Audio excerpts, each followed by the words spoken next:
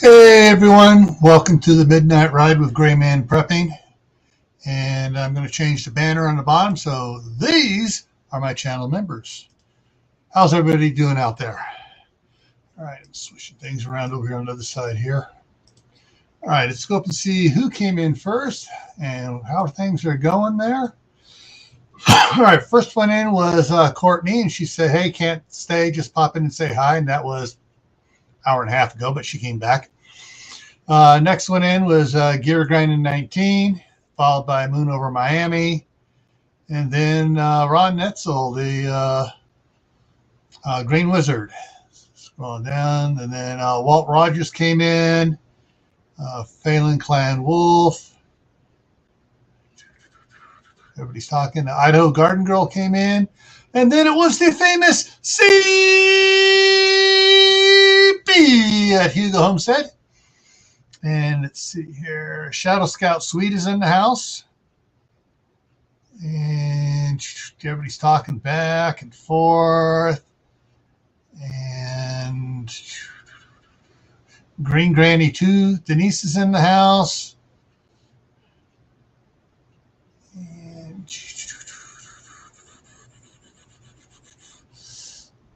Sue Ladine is in the house. Hey, welcome.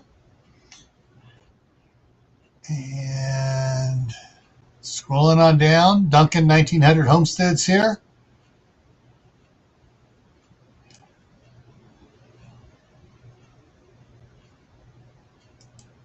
Cool. Are you going to do a video on that? That ought to be cool to watch.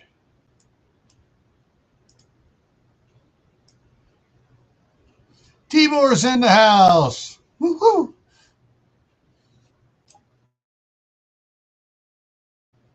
And I froze, and I'm caught up there.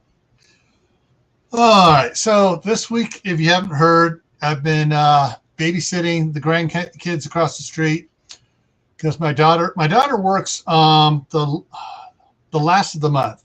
She works part-time, and so she works the last day of the month, unless it falls on the weekend, through the following Friday, or 3 days, depending how it works out. So, so she worked, Tuesday was the last day of the month. So it's Tuesday, Wednesday, Thursday, Friday, 4 days this week. At the end of the month next year, since it's on the end of the month for this month, next later, what I say? End of the month for March is on a Sunday. So she'll work the Friday before and then Monday, Tuesday, Wednesday.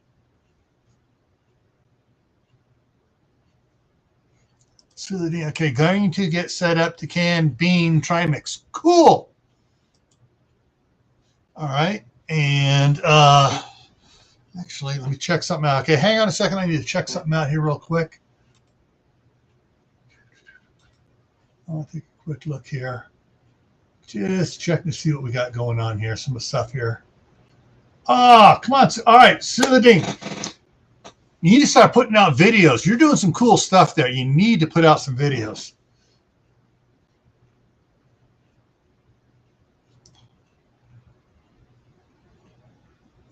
All right, so go back here.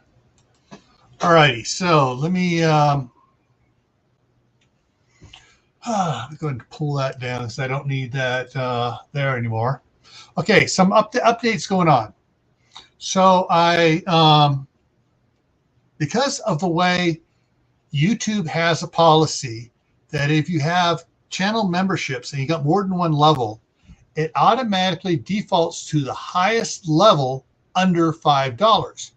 So I had the prepper level at 99 cents, the Grayman level at $1.99, and the survivalist level at $4.99. So it would default to the survivalist level, especially if you wanted to gift a membership, and it wouldn't let you gift anything but the survivalist level.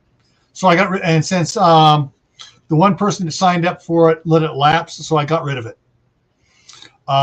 So now I just have the Now let me just show you here.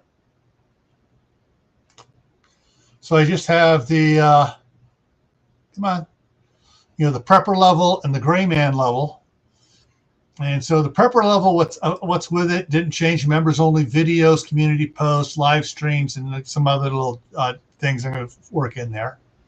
And the gray man level includes everything in the prepper level. And it has monthly classroom instruction live stream. But then I added 6 hours per year private stream for one-on-one consultation. Whereas the survivalist had 12 hours. So when I got rid of it, I just kind of adjusted that down. Hey, Wayne, how's it going? And Grateful Peasant is in the house. So that's what I have set up now. So the gray man level, you get 6 hours one-on-one if you want to talk budgeting, something you don't, or whatever it is you don't want anybody else to know about, and it's held strictly in confidence. So that's what's going there on that. Drop that down. And let me get this up here so we get ready on that. Currently right now, my let me refresh it so I get the actual temperature here. Okay, temperature didn't change, still at 27 degrees. We have a 20 to 50% chance of snow tonight, and it says 50% down below. It says 50% chance of snow, mainly after midnight. Cloudy with steady temperature around 25 degrees. That's nice and warm comparatively. Last night it got down to 8. Southwest wind 14 to 16 miles an hour. Gust as high as 24. Total nighttime snow accumulation less than 1 inch possible, which means we'll get about 1.5 inches if once it starts snowing, if it does. Tomorrow we have a 40% chance of snow before 11 a.m. Then mostly cloudy and a steady temperature around 24 for the rest of the day.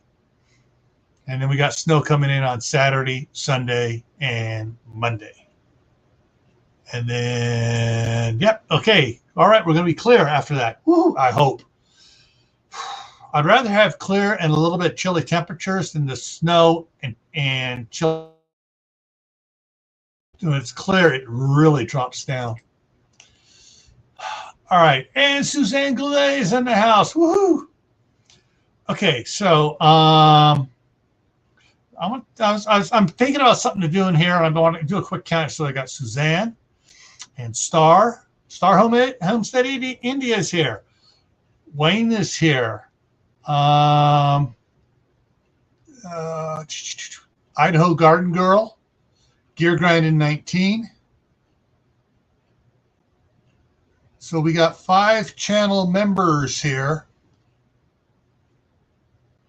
Green Granny got 6. Okay.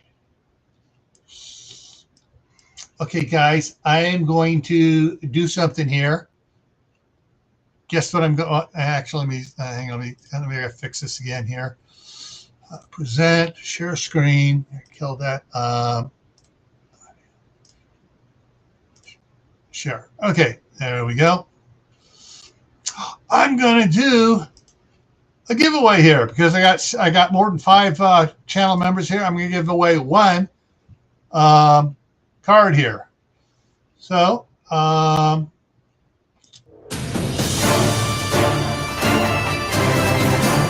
see who's going to win a $5 Amazon gift card.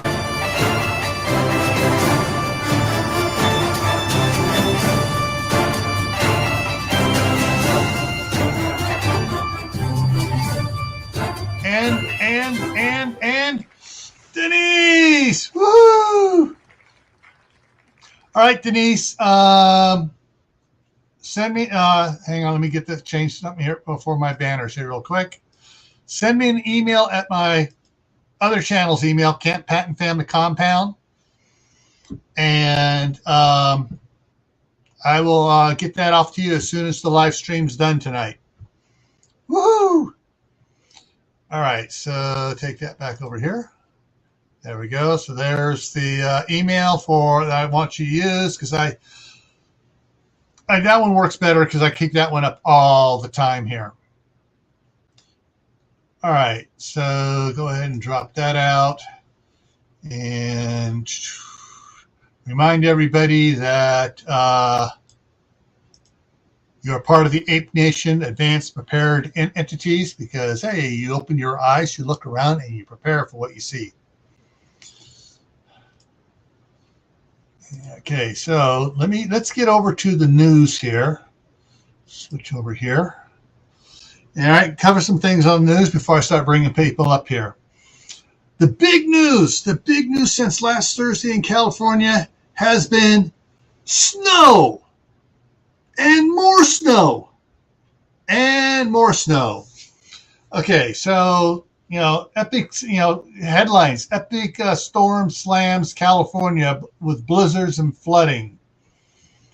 It says Bay Area snow totals, but it has more than that in there. So let me take a quick look, make sure I got the right one here because there's some scary information in here.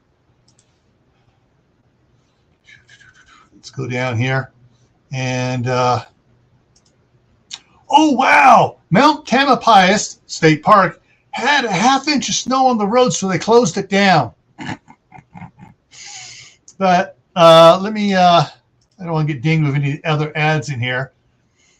But, they got pictures and everything in there. And Mount Hamilton, it's in the Bay Area, San Francisco Bay Area. All the hills are called mountains. Had 14 inches on it. And let's see here. Oh, this is an interesting thing. I'm going to let this is an article too. So you got the mustard seeds here with Mission Peak in the background. So this is down by Fremont. We drive over Mission Peak to go down to my mother-in-law's house in Fremont. It's not that high. Okay, so this was back last Friday. Cloverdale 3 inches, Sonoma 4 inches, Santa Cruz County, Day Valley had 7.5 inches, Saratoga had 8 inches. This is overnight. Los Gatos had 11 inches, Lexington Hills, a residential area in Santa Clara, 6 inches, Mount Hamilton, a residential area in Santa Clara had 14 inches. Grant Park in Santa Clara had 12 inches. Portola Valley had 1 inch. Woodside had 5 inches. Carmel Valley had 6 inches. Clayton, close to my house, had ½ an inch. And Booney Dune down in Santa Cruz, a little suburb of Santa Cruz, had 3.5 inches. This was not the one I really needed to rip up on. There was another one in here. I'm going to find this one because what it has is scary.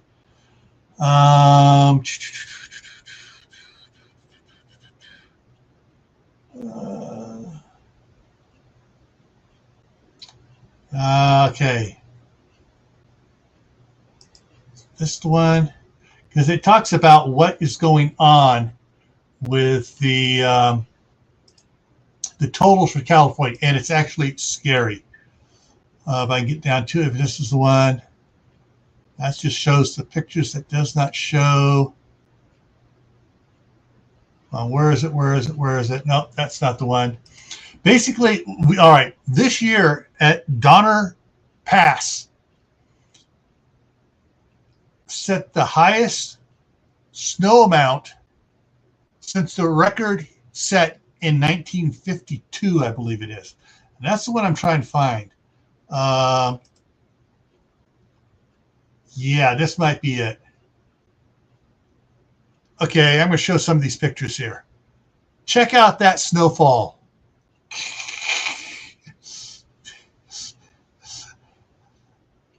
All right, and let's see here. More snow up there. Highway 41, 14, 46, 56, 138. These are state highways, all closed. Okay, let me come back here real quick. Flash flood warnings were issued from last Friday, through Saturday in Los Angeles and Ventura counties, up in like Big Tongue Canyon and some of the other ones up there.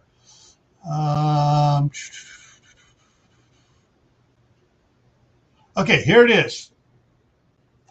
Soda Springs, that's on the way up to Donner Pass. It's a ski resort thing. Saw the highest 3-day total with 45.1 inches of snow. 3 days, 45 inches. Big Bear Lake recorded 37 inches. Oh! Let's see. Donner Summit has 47 inches. Donner Pass. The highest was in 52, which was 66.5 inches. So as people say California doesn't get snow, up there in the mountains, oh yeah, they can get a lot of snow. All right, so let's get back here to the headlines. Okay, here's one. Might affect you. Just so you know, the most important plastic pollution you never heard of: nurdles. You get to the thing, and we'll show it in a picture here. Come on, there we go. So tiny, ubiquitous, pre-production plastic pellets carry toxins and threaten California's coastal ecosystem and other states where it's released as well. And it fits right in with the sand, these little plastic nodules in there.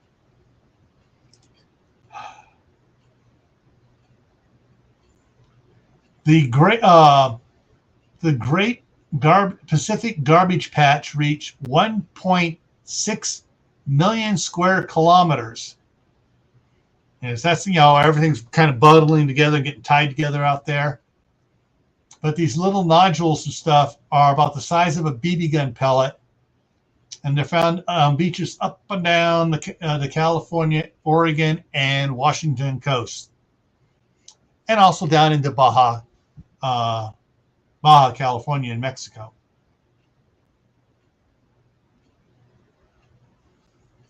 Okay, so that's, and there's a thing you can look at.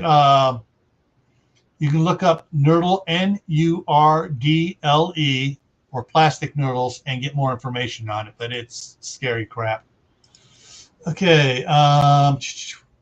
California passed a decent law. Okay, I must admit they passed this decent law, and everybody goes, yeah, okay, and both sides voted for it. It's called the pay-to-play law, and it's taken to court. And the law prohibits local elected officials from accepting campaign contributions from any person or group with business before them. And so I'm going to go into the main story here and give you some more information on it. And this is where trying to rein in lobbyists has, these groups are now screaming about it. Okay. Basically, they call it the most significant political reform in the last 50 years. Didn't get much attention as it worked its way through the legislature last year. It passed without a single no vote.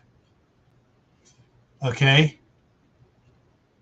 It was co-authored by an illogical spanning group of Democrats and Republicans.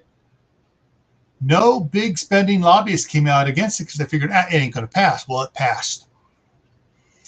And now a coalition of business groups, including those representing the building industry, restaurateurs, and major retailers, are suing the state's campaign finance regulator, arguing that the law violates campaign finance rules and freedom of speech of local officials and interest groups who contribute to them. Well, it doesn't violate the freedom of speech of local groups, because local elected officials, because they can still talk and say no, whatever. It doesn't violate their freedom of speech at all.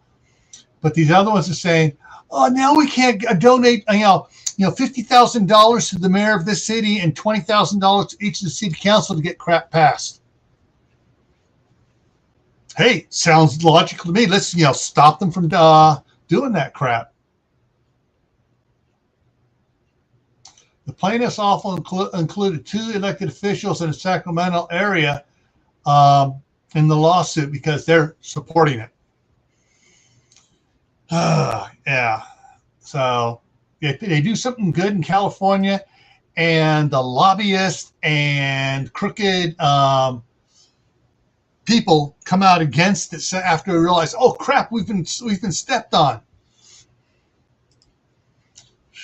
Hey Bob, how's it going? I had this off. So I missed people come in. Bob's here, and everybody's talking, carrying on good stuff. I'm just seeing if there's anything. All right, Siladine, have a good night.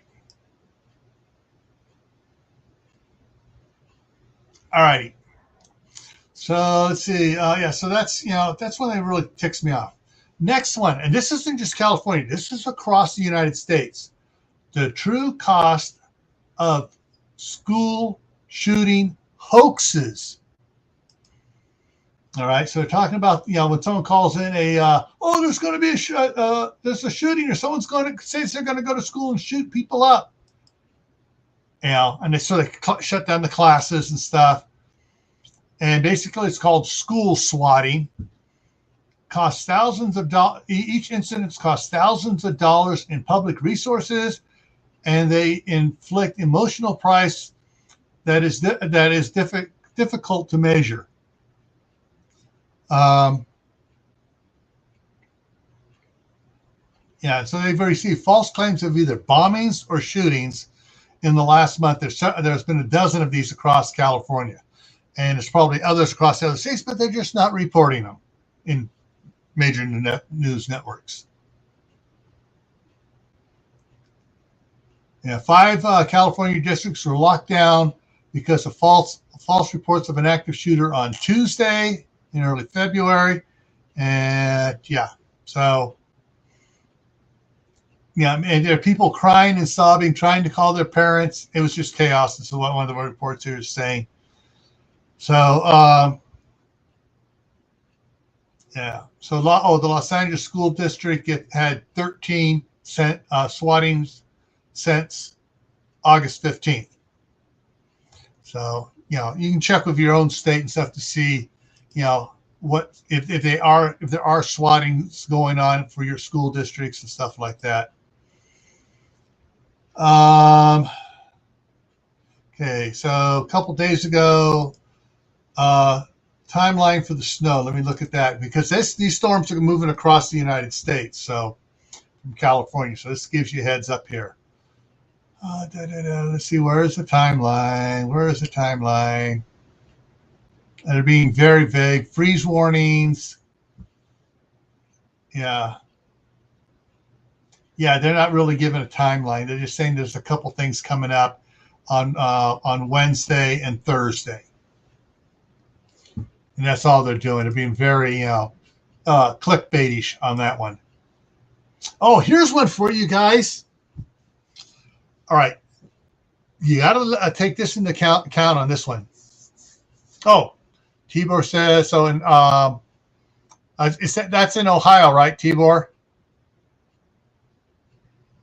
Yeah. So, and I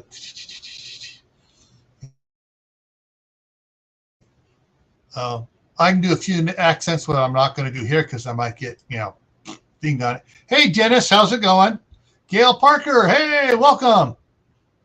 All right, so here's the interesting. Most people don't know this. Back last year in March, the CDC said the red dragon was over and done with. It was no longer an issue. It was no longer stuff. And most of the cases they were being reported were false positives. Congress immediately slapped them down and said, no, CDC doesn't know what they're talking about. And everything was pretty much squashed on that. So, February 28th, California, the red dragon, for those you don't know what a red dragon is, we're talking about the thing that requires you to get that in your arm. State of emergency ends in California. Almost a year after the CDC said it's over with, And all the big pharmaceuticals, namely Pfizer, said, "Oh no, we can't have them doing that. We got all this invested and we're going to lose all this money, and we're not going to make all this profit on it." So those members of Congress, which own a lot of stock in them, slapped the CDC down on that one. Okay, next one here. We got some photos. Got some photos to show you here. So this is 23 photos from going on with in California in the mountains. So this was yesterday. So this is up in Grass Valley, and Grass Valley usually doesn't get much snow. And let's see, get down to the other photos. Where are the other photos? They said 23 photos. Okay, here we go. Snow blowing around up in there, and fog creeping up. Highway 126 and Castica. Santa Clara Valley. Santa Clara Valley is where San Jose is at. So this is the mountains surrounding it. Pollock Pines. I already remember going by Pollock Pines every time I go to California and back. Eastbound Highway 50. Chains are required at Pollock Pines. Usually it's not till way past Pollock Pines. Here's a nice one. Look at this house. This is in Running Springs. Trying to clear all the snow off the car. And this one here is downtown Grass Valley. And someone tends to their horses near Colfax, California. You're going to look at that one. Another one in Running Springs. You can't even see the front of that one. Some other ones.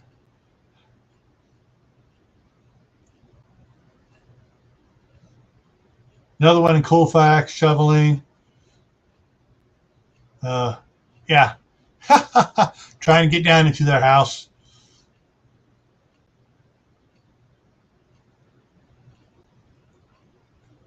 I guess someone was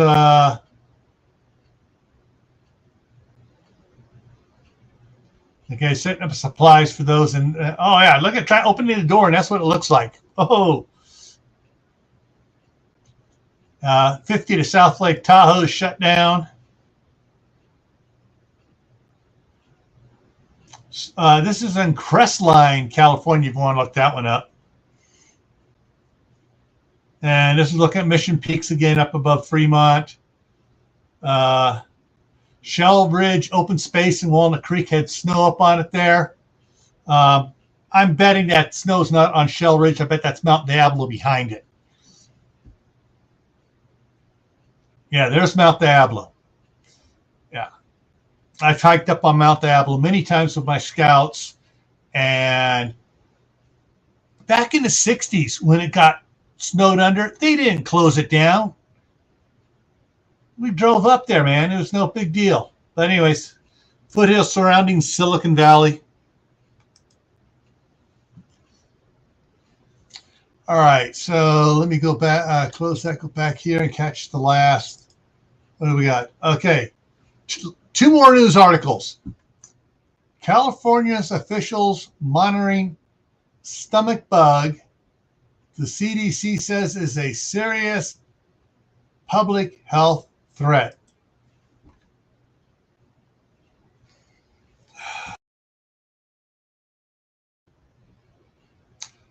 Okay, you gotta go to the on this one here so we can look at it here. Come on, ad, get out of there. There we go. Okay, I got rid of the one above it. So Shigella in California state is monitoring a drug-resistant stomach infection. Causes diarrhea condition known as shigellosis, poses a serious human threat, the CDC says.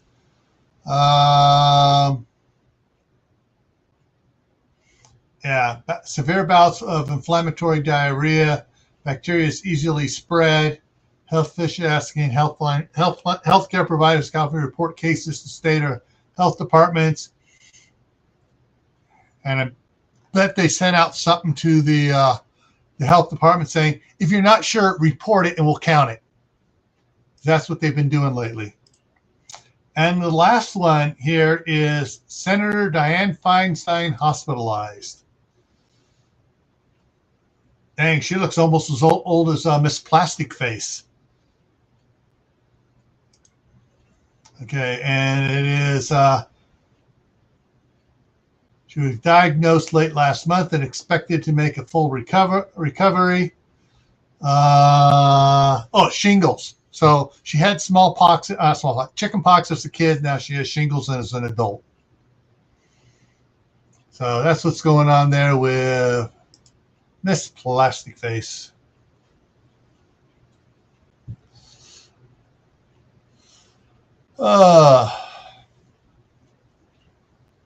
Alrighty, so with that, let me throw this down here. So Bob, Wayne, Star, the usual down and out there. And if you guys want to come on up here, there's the link. You come on up. And let me go ahead and pin that up there.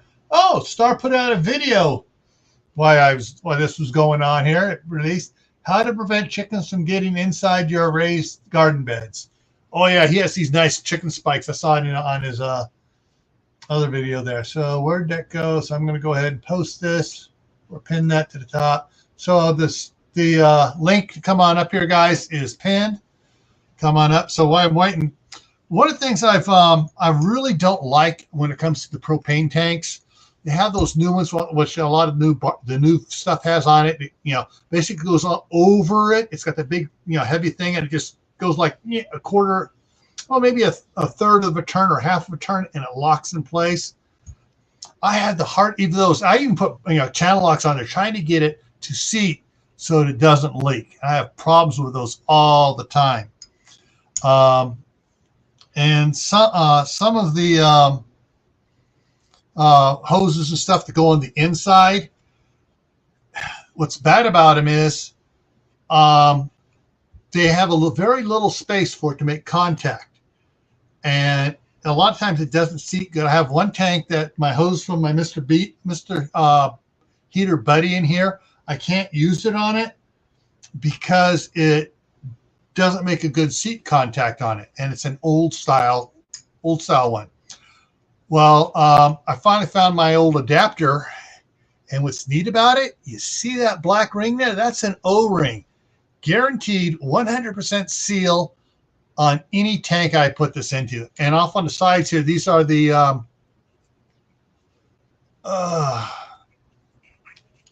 the type you use for, it looks like the top of one of the green bottles. So if you have one of the short cord hoses or whatever you use for camping stoves and stuff like that, it'll work on it. And I do have the 6 and 10 foot hoses that go on here that'll go straight to my Mr. Buddy and screw onto the Mr. Heater Buddy and screw onto the filter on it. So let me get this one out of the way here. Okay, Star's going to come on up. Yeah, well, Star's commenting in there about worried about people about the PEDs abducting children. Where do I have it? I got to move that around into a different folder, but where is it here? Here's Star coming up. Hi. Ooh, got me the chickens. Ooh. Right, yeah, I'm sitting outside today. Okay, so I got to open up 2 of them here before I show them and get them set up right. I'm going to comb my hair. And other one here, get it up big. There we go.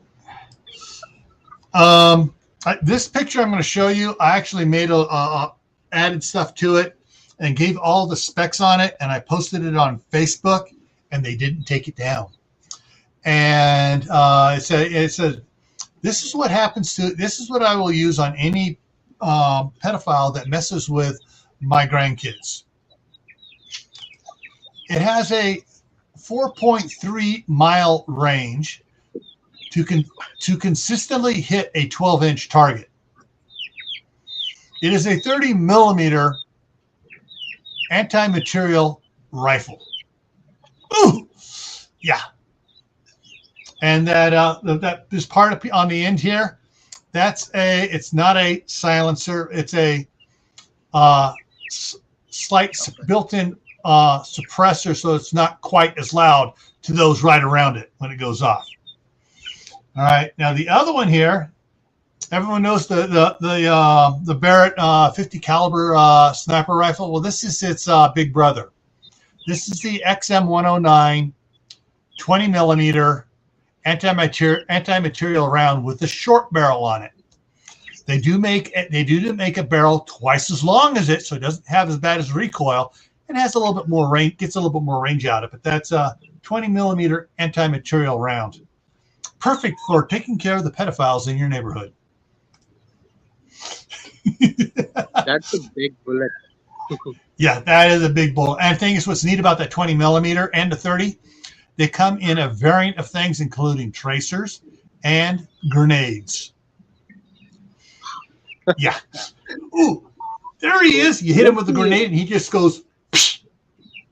Oh, there's a pair of boots left on the ground. Why was the ammo in blue color? To designate what type of round it is. Oh, okay. It comes in blue, black, red, green, black and red stripe, and a couple others. Those are the ones I remember offhand looking at it. I've seen them in movies and all. I mean, our movies in my language. Actually, both those are allowed in California, but only with the 5-round magazine. Of course, that's all they come with is a 5-round magazine. But you also got to have the federal class 3 license for those, or whatever it is. Let's see. Use a knife. Oh, Bob wants to get up close and personal with them and see the look in their eyes when he takes care of them. Shingles. I don't know what is shingles though. Shingles is a when you have a disease called chicken pox, and later in adult you get shingles, which can be really bad. You can just look it up. What is shingles? What is the shingles disease? And it's something you can get as an adult if you've had chicken pox as a kid. What age would they get if they get shingles? It just affects people. You never know who's going to get it.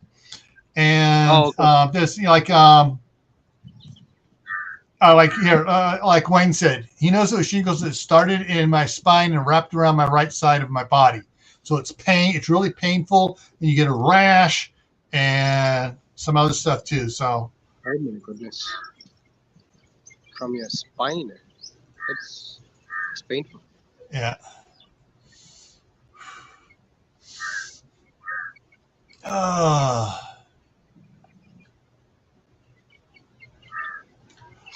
He said, Wayne also says shingles can spread through contact to people that have the dormant virus in them. So if you have the dormant virus, you've had chicken pox, and you come in contact with somebody who has shingles, it's a good chance you're going to get it. Okay. So contagious. Suzanne says shingles is a nerve inflammation, painful burning feeling.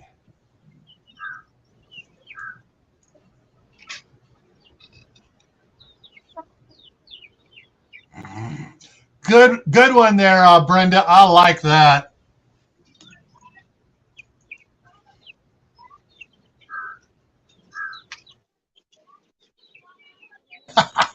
shameful burning to death on his own. Gail's response. And chainsaws aren't illegal yet. Who uses a chainsaw? The chainsaws. Texas Chainsaw Massacre comes to mind. Oh my goodness, Duncan. Yeah. Yeah, you are scary. That's how you should be, though. If you have daughters, yes. Yeah. Totally support. Yeah, one of the guys that was dating my daughter when he came, she brought him over the first time, and I looked outside, and looked at him. It's like, oh, what a scuzz bucket! And by the time he got to the house, I had certain things laying out on the table, as well as my bulletproof vest and my uniform shirt from when I worked at the sheriff's department. And he came in. I look at him. You look familiar. What's your rap sheet say? And his eyes got about that big around. And he goes, I got to go. And he left. Good. And she was, Dad. I go, hey, he had a rap sheet. He was a criminal. When I said rap sheet and his eyes got big, he knew I knew who he was, even though I didn't. Notice he thought I knew who he was, and he's bugged out of there. Yeah. I don't know why all the pretty girls who actually get all criminals first as their boyfriends. I guess it's the same thing everywhere. Yeah. Oh. Okay. Well, in your country, you have issues having daughters getting criminal boyfriends. Here, we have issues like if you have a daughter, then you have to earn a lot because you have to pay dowry for a marriage. And if you don't pay, then she'll be like in your home, crossing 26, 30 years old. And in the end, nobody will marry. And that's a huge problem. Yeah. Dang. Denise, I was kind of looking for your email to see if I had it. I can't find it. Just send me an email again so I can get that thing off to you tonight. Send it to the Camp Patton Family Compound email. You paid a dowry? Ungrateful peasant? What is that? 1900s of Indian times? Because back in the day, men used to pay dowry for a woman. Now it's changed. We used to pay goats and cows and buffaloes and whatnot, all kind of livestock. But now it's other way around, and you have to buy your husband. And the minimum is 100,000 rupees. I don't know how many dollars is that. Yeah, that's the starting bit. Wow. Now is that because there are more women than there are men over there? So good. Yeah, more women than men because they can't buy a husband. Yeah. Hey, guys, gals, don't get ticked at me. My thought is that when there's more women than men, you women ought to take charge and say, all right, we're going to share this guy and we're going to make the rules in the house. We're in charge. He's there to pleasure us and take care of us. Yeah, I've seen people in your country, like they feel more entitled. You know, it's like, I don't know what they are giving in return. I'm not going to say that, but it's, I guess it's equal things, right? There should be some kind of common things. I mean, if you want a man who earns and protects you and takes care of you, then you should be doing the same. Yeah. Well, here it's quite different. Yeah. Well, I know here is like there were some societies that were a matriarchal society, in 1,000 years ago or so, until they got overrun by guys that didn't like that. But they were more peaceful and they were better run and they had less crime when the women were in charge. Because the women judges knew what to take care of a criminal. Yeah. Hey, Bob. So how's it going there, Bob? Not bad. What's up, guys? Uh, Star, I hate you. You living in the warm tropics, sitting outside. I hate you. Yeah. I want to actually, I really want to see all your reactions. And it's the reason I get this setup here, coming out and sitting in Yeah, this. yeah, yeah. Well, I did the same on Courtney's live once when I was in the Philippines, sitting outside in the bright sun and hear the Oh, yeah. chickens and all that. Yeah, same thing. I see that. yeah. You bought a couple of sheep for your mother in law? Wow. Did she eat them all? Uh, with the dowry stuff, it's like I know where Yeah, that so comes. many. I know the history of it. I looked it up one time and I read big old articles and stuff talking about both the European and other countries and stuff. And but it was also part of the time when there were more men than there were women too.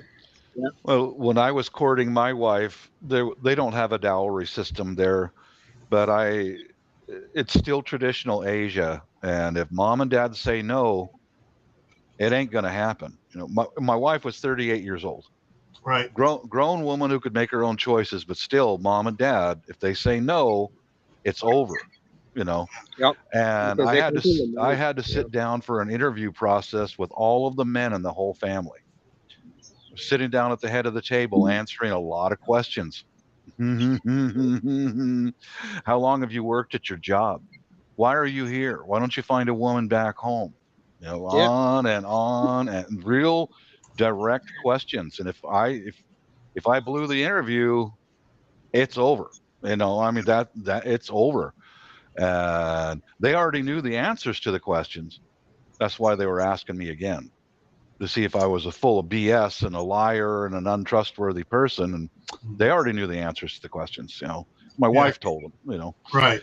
But I remember, I don't know, I still don't speak very much of their language there, but I apparently, her late father, stood up and said, "You're a good, honest man. You're a good man."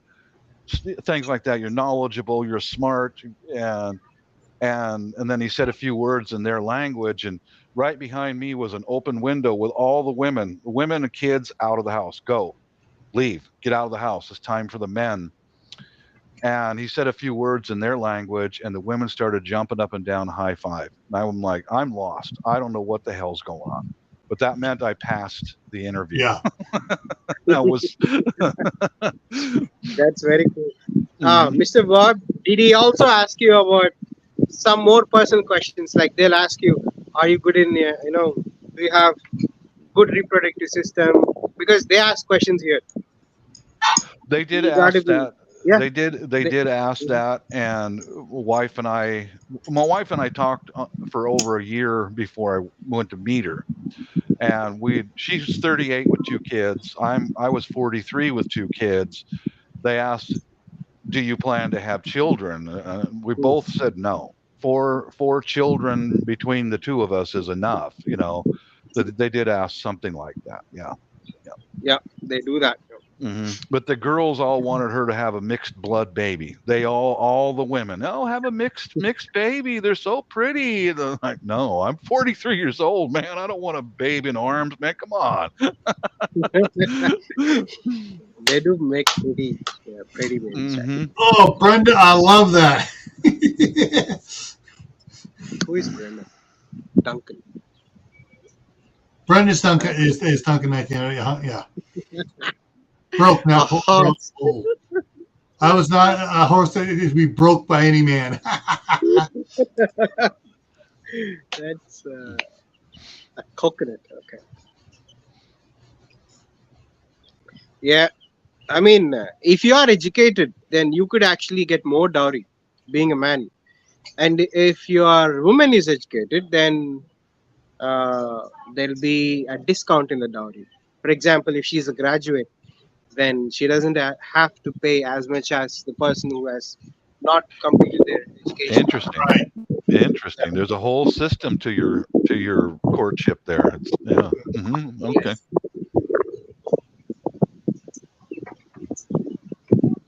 But the topic And if of she has a government job, like a job in any government office, oh wow, it Yeah. doesn't matter how she looks like and what works and what not works. hmm It's like a kick for people. I mean, Yeah. it's a ticket Yeah. to your richness or something. My It, wife it, Setting to life. was already pretty high up in the local government. She was a civil engineer, and then she also had a follow-on master's, and that put her into a position of a supervisory position. I can't remember, a district administrator. She was in Oh, charge of all the carpenters, the electricians, the guards, the facilities took care of all of the city buildings. She was in charge of all of them. So awesome. yeah, she took a chance and married a foreigner. Well, she was also attending medical school at the same time, and Hmm. she took a chance and married a foreigner. It's worked out pretty good. You know, Yeah. I would so say better than what good. happened Better with than her good. first husband? I don't know, dude. Oh, you I didn't don't ask? ask. I don't ask much about that, because it's never a good idea to remind someone of a failure in their life. That's not a good idea. Yeah. Yeah.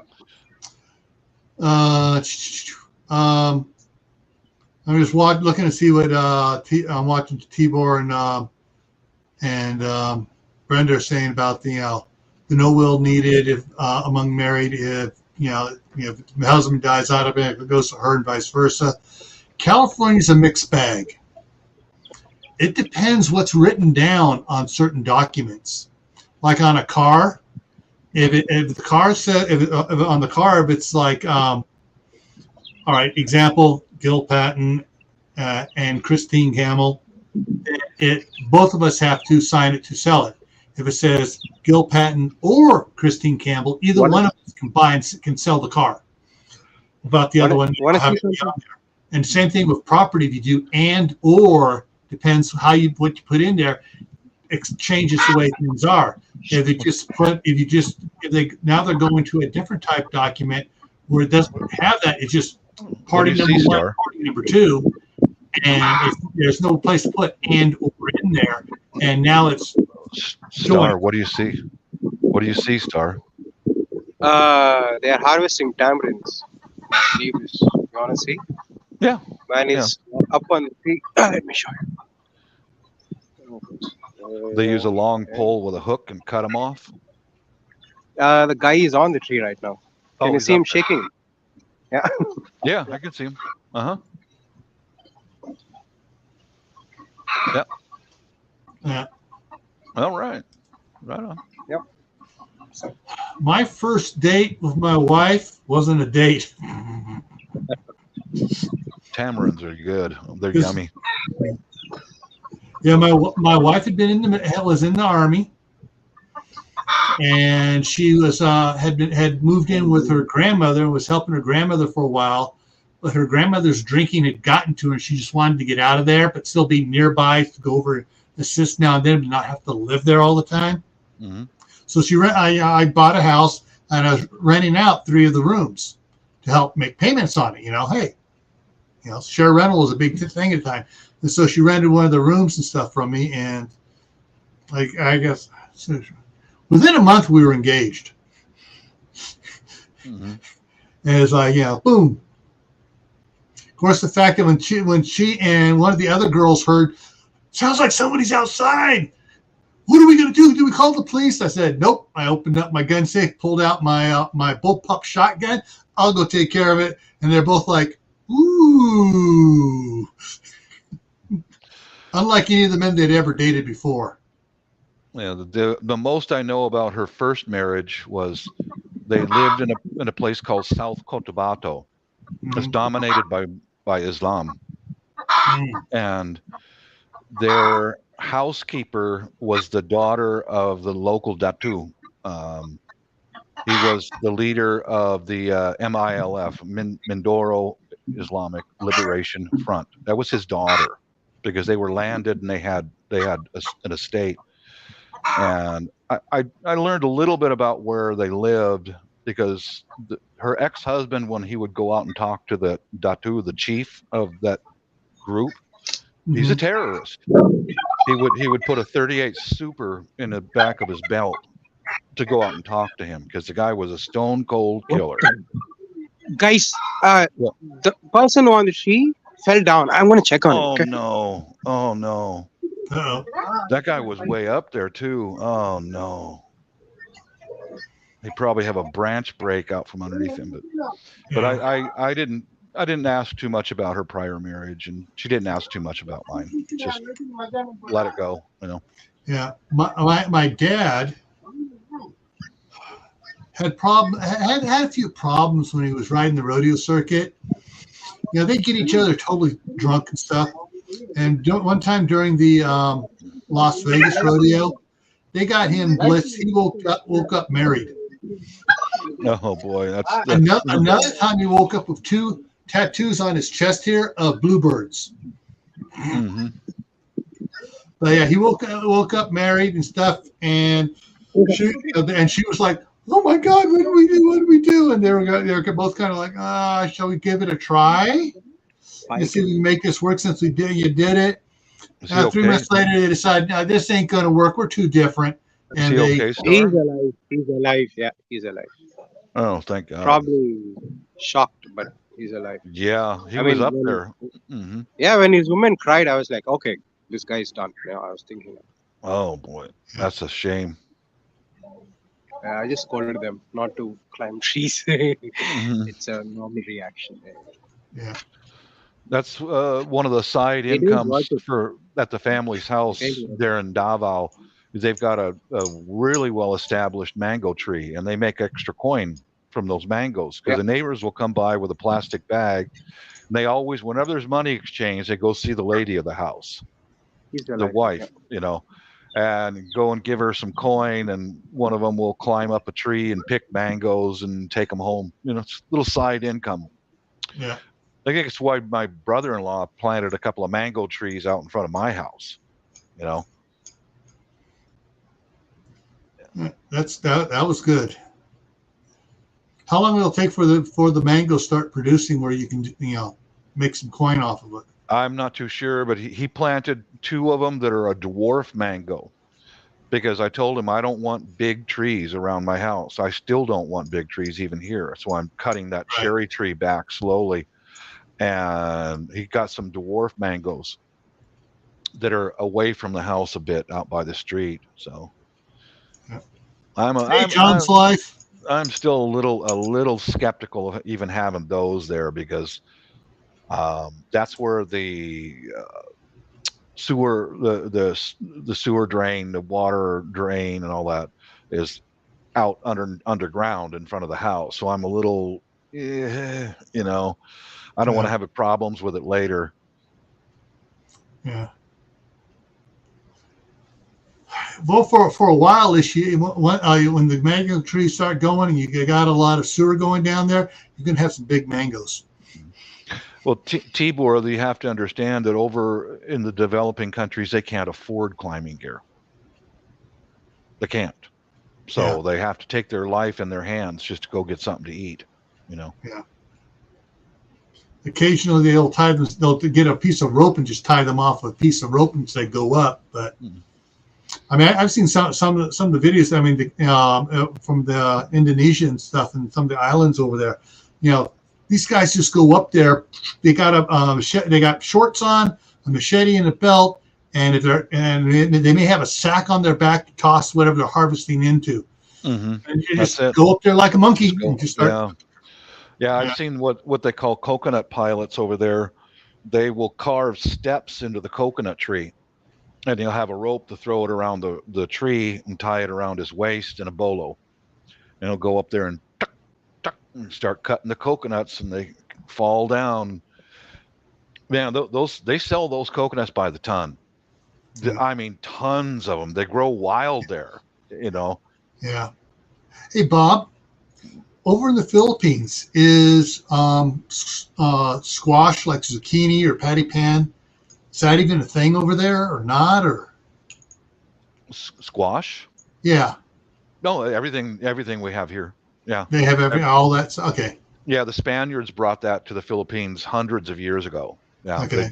green beans, squash, carrots, everything you can think of. Okay.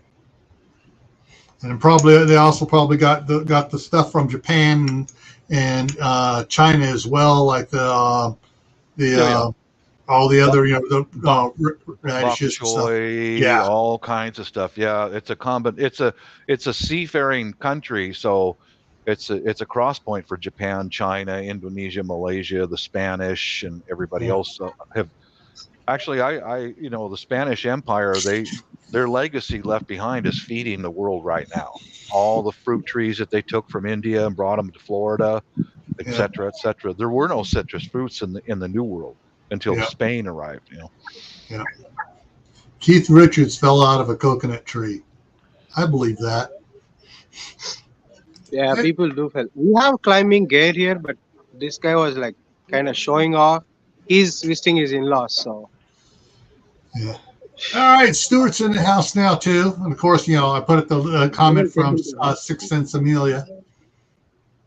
Guy's bleeding, it seems. Oh, I hope he didn't break any bones or anything expensive. Yeah, I've never seen them use climbing gear in the Philippines. They just balls up, get up there. That's just foolish. I mean, that's what I consider.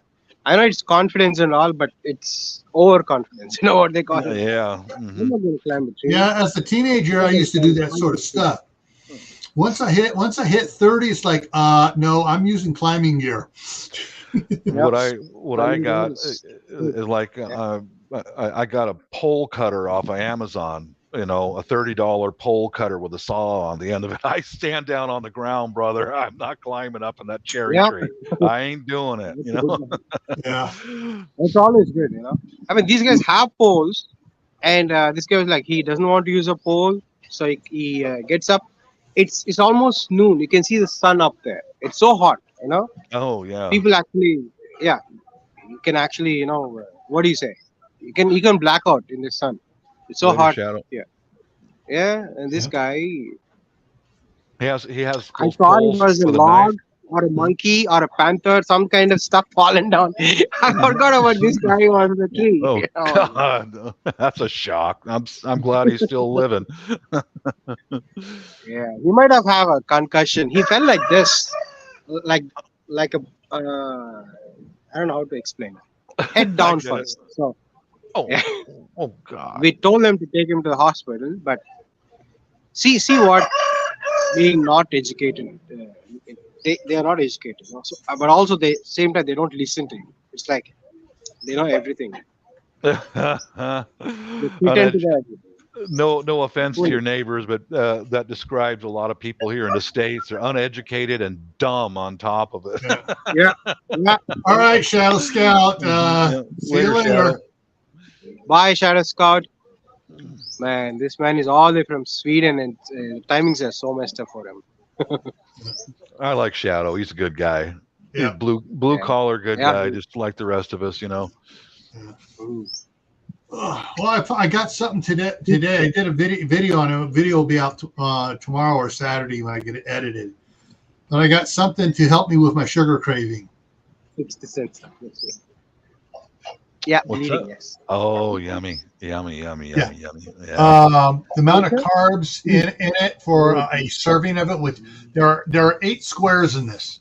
So 3 squares is a serving, and 3 squares have 10 grams of carbs, but only 2 grams are sugar. So 1 square has like 2/3 of a gram of sugar in 1 square. And so 1 square a day is or 2 squares is all I need to nibble on to kill, because just the chocolate itself is a different flavor just to keep me from craving sugar. Yeah, I get it. How do you pronounce that, Mr. Gill? How do you pronounce the name of the chocolate? That's called Ghirardelli.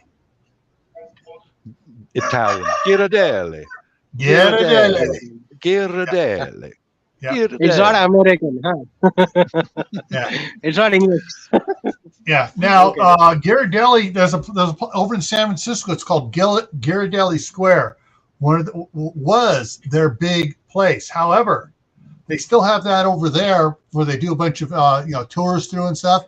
But their main production facility moved across the bay over by Oakland, a town called San Leandro. Yeah, I'll be right back. Yeah, so they're over in San Leandro now. It's an even bigger. They moved the company headquarters and everything over there as well. But yeah. And if I want to make the wife very happy, I give her one of these. Oh, she loves it. The only thing better is I think it's a 96 or 97. And that she takes one of those squares, she cuts it in a quarter, and she nibbles on a quarter of it, and it lasts forever.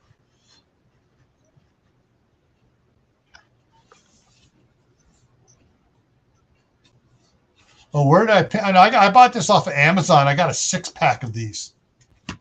Yeah.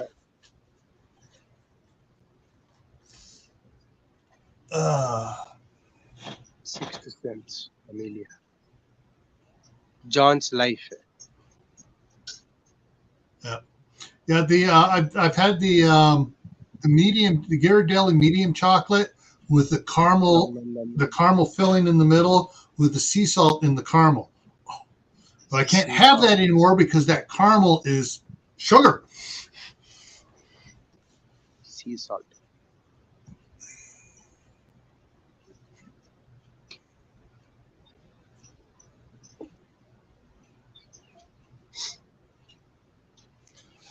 Yeah, John's life. I've been there too. I had I got hurt pretty bad on a piece of heavy equipment, and I wound up with 3 bulging discs and 2 protruding discs, and one disc that kind of went doing all sorts of weird things.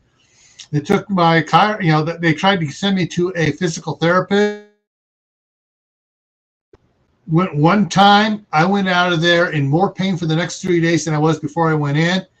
And how to say it? My sister-in-law's sister, so my sister outlaw, said, "Hey, we got this great chiropractor we go to. He's not just a chiropractor, he's a doctor of chiropractics and a doctor of orthopedics." So I went over there to them. And he goes, "Oh man, don't go to a physical therapist." And he, did all this stuff. He showed me exactly what was wrong. Had me going for an MRI. Showed me exactly everything on the MRI where the other doctor wouldn't show me what was on the MRI. Much you just kind of point quickly and brush over it. And it took about 6 years to get where I could move around and totally back doing a lot of stuff. Yeah, I still have to be careful about it. I just can't go and grab. I got to position my back, flex my muscles before I can pick heavy stuff up. But I can pick heavy stuff up now without getting hurt. Try acupuncture. I had a ruptured disc and a surgery, and acupuncture really works if you find someone who really knows what they're doing. He had someone come in that did acupuncture, and she did both acupuncture and then had an electrical version of it as well. So she'd have you hold these two rods, and she'd go where she'd usually do the needle. She'd just go give it a little electrical zap thing, and she had her chart up and was doing it. She wasn't a young thing either, and she says, "I've been doing acupuncture for years, but I've only been doing the electrical thing for about 3 years now, and it seems to work a little bit quicker." She said. Okay. So you didn't have to lay there for like a half an hour with the needles in you before she took them out. Yeah, I used to have bouts of pain post-op, but as soon as I found acupuncture, forget those pharmaceuticals, forget them. Go see an acupuncturist who knows what they're doing, and it worked really well for me. Yeah. One of the things that Ralph Dumichel was the guy's name, Dr. Chiropractic. What Ralph used to do is he also had herbal stuff. He did not want to do. He could, being a doctor, could prescribe, narcotic, but he didn't like that. He met a bunch of I'm gonna look for the word here. Begins with an A. works with herbs and all that type stuff. An apothecary. Yeah.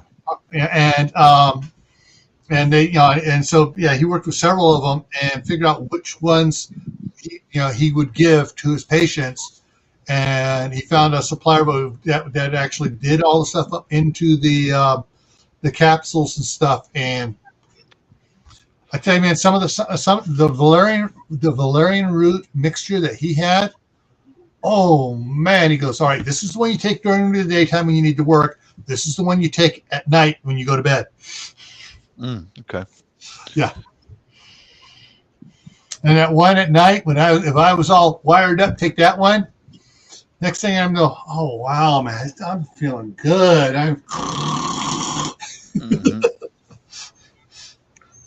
I'm here, Sixth Sense Amelia. I just came back.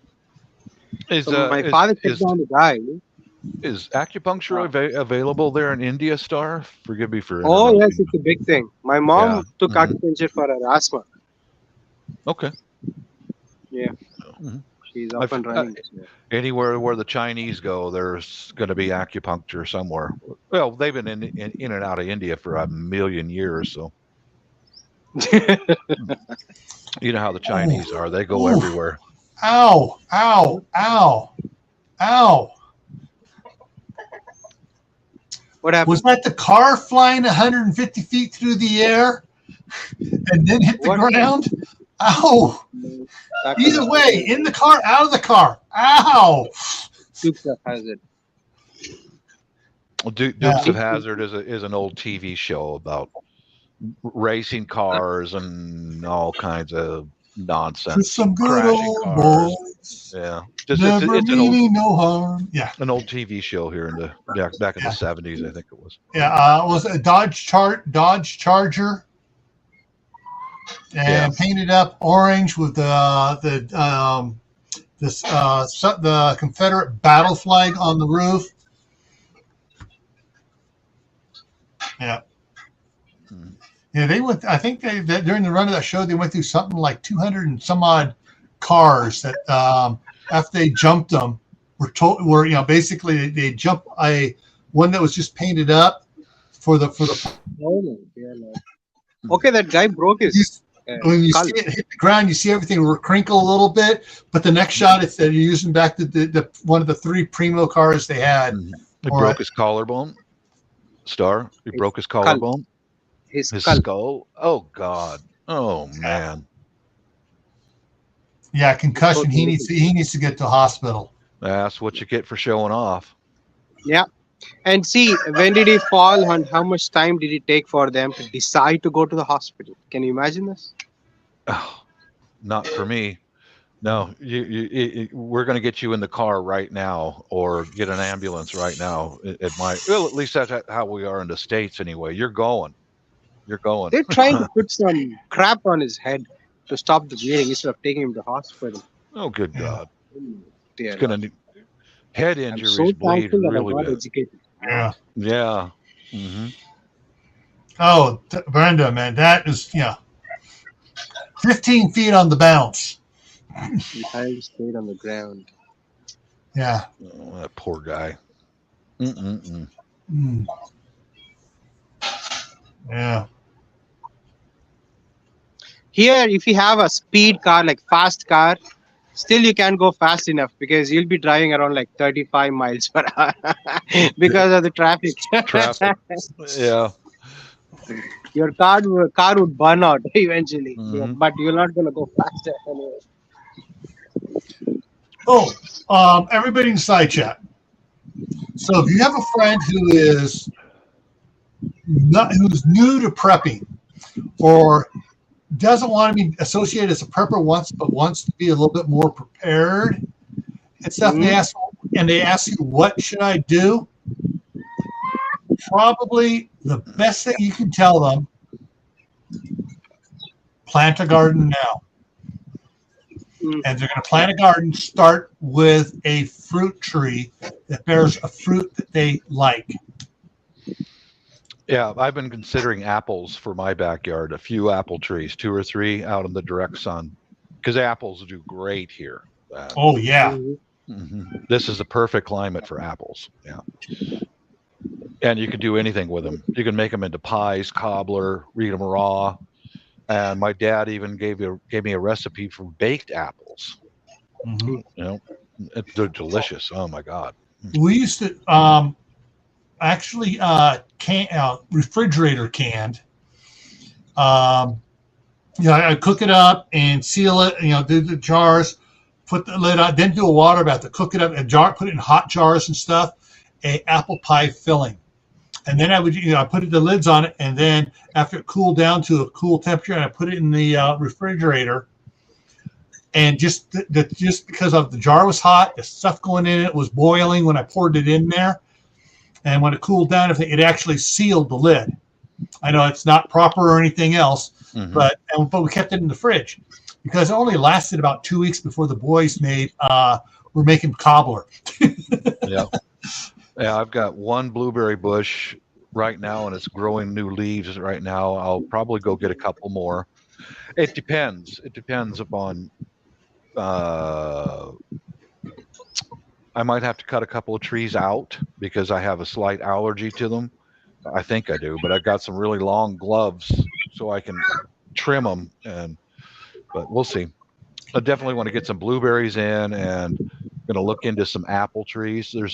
There's a lot of nurseries in this area that they're still closed. They might be opening late this month, maybe, but there's a couple of them that belong to some Japanese families. Yeah. And they specialize in trees. So I'll go look around there. That's one of the things Amelia said about nut trees as well. We are going to try to get some black walnuts put in here. Hopefully, see if they will survive. I planted one. It survived the first 2 years when I planted it. The third year, because my son-in-law said he was watering them all, wasn't watering all the trees over there, and stopped watering the black walnut, and it died. Oh man! But if the black walnuts will survive here, I want to get a couple of black walnuts in there because it's several things. One, my wife walnuts is one of the few nuts my wife can still eat. She loved almonds. Can't eat almonds anymore. Cashews, can't eat cashews anymore. But walnuts seems to be something she's not developing because she wasn't eating it like she was eating the others. But she eats walnuts in fudge and in brownies and stuff like that. Yeah. But in my area, the hazelnuts do really well. They even grow wild out in the forest here. Yeah. But see, the other thing good about the walnut trees, when you go and prune them every couple of years, because you got to prune them back because they start getting bushy in there. You need to clean them out and stuff. That's good firewood. Yeah. Well, let's go back to that. Somebody asks about how to begin preparing. I would recommend putting away canned food. And that's the food that you eat every day. Nothing special, nothing spectacular. Start with that. Start with canned food and a few 3-gallon water jugs. Yeah. Just start from there. Every time you go to the store, pick a couple extra cans of food, put it away. And also along with that, if people can do it, have a way of locking that stuff up, because there's people in your family who will go sneaking into your food stores and, I love this canned whatever, and start raiding it, and they won't say anything. And pretty soon, man, where the hell did all that go? Yeah. Fortunately, my family has outgrown that. The kids did that a little bit until I made a way of locking that food up. Yeah. That's kind of like the second thing I tell them. First thing I tell them, plant a garden, plant some fruit trees, get that going. Second thing I tell them to do, make a menu of what foods you like to eat. Make a menu for a month of what, different ones, and just kind of plan it out. And then take an inventory of what you have in your cupboards. Yeah. And see, because there are some people that will buy something and it'll sit in the cupboard till it's 5 years past its best use by date. You know, a jar of the Montesino cherries or something like that, something they don't eat hardly ever at all. Yeah. And I tell them, all right, you know, make a list of what you have in there. Then take that list and compare it to what your menu is and see what you need to get to have a 30-day supply of food that you will eat. Yeah. And then check the ads. Check the sale ads. But don't buy stuff at full price. Look for when it comes on sale and stuff, and then you buy a couple extra of them. How much longer do we have until national elections? Almost 2 years, something like that. The elections will be in 2024. 2024. Okay, about a year and a half. Yeah, that's what I believe, if I remember right. I've got the necessities already for that, because in case you guys don't know, I live in the Seattle area, and I haven't forgotten what happened in 2020 when the radicals lit the state on fire and isolated everyone. And that'll be some more of my projects of different ways to quickly defend my home, with actual obstacles to keep them from climbing my fences and getting into my place. That's some of the plans I have coming up. Yeah. That's the biggest threat. Other than normal street crime. Yeah. Well, I'm glad we got the top of the line security system here, because today I saw somebody walking up my driveway, 2 people, and I saw them long before they even got near the house, and they were just selling Girl Scout cookies, but I want to know what's going on outside my place. Oh, wait, weren't they, if they were selling Girl Scout cookies, they should have been in Girl Scout uniforms. The girl was, but this was after dark, Gil. After dark, okay. Were they girls at least? What's that? Were they girls, real girls at least? Yeah, it was a girl and her mom. And given the conditions there. The thing that caught my attention was I heard them first on my security system. I could hear their wagon. They're pulling a wagon behind the little girl selling her cookies. Okay.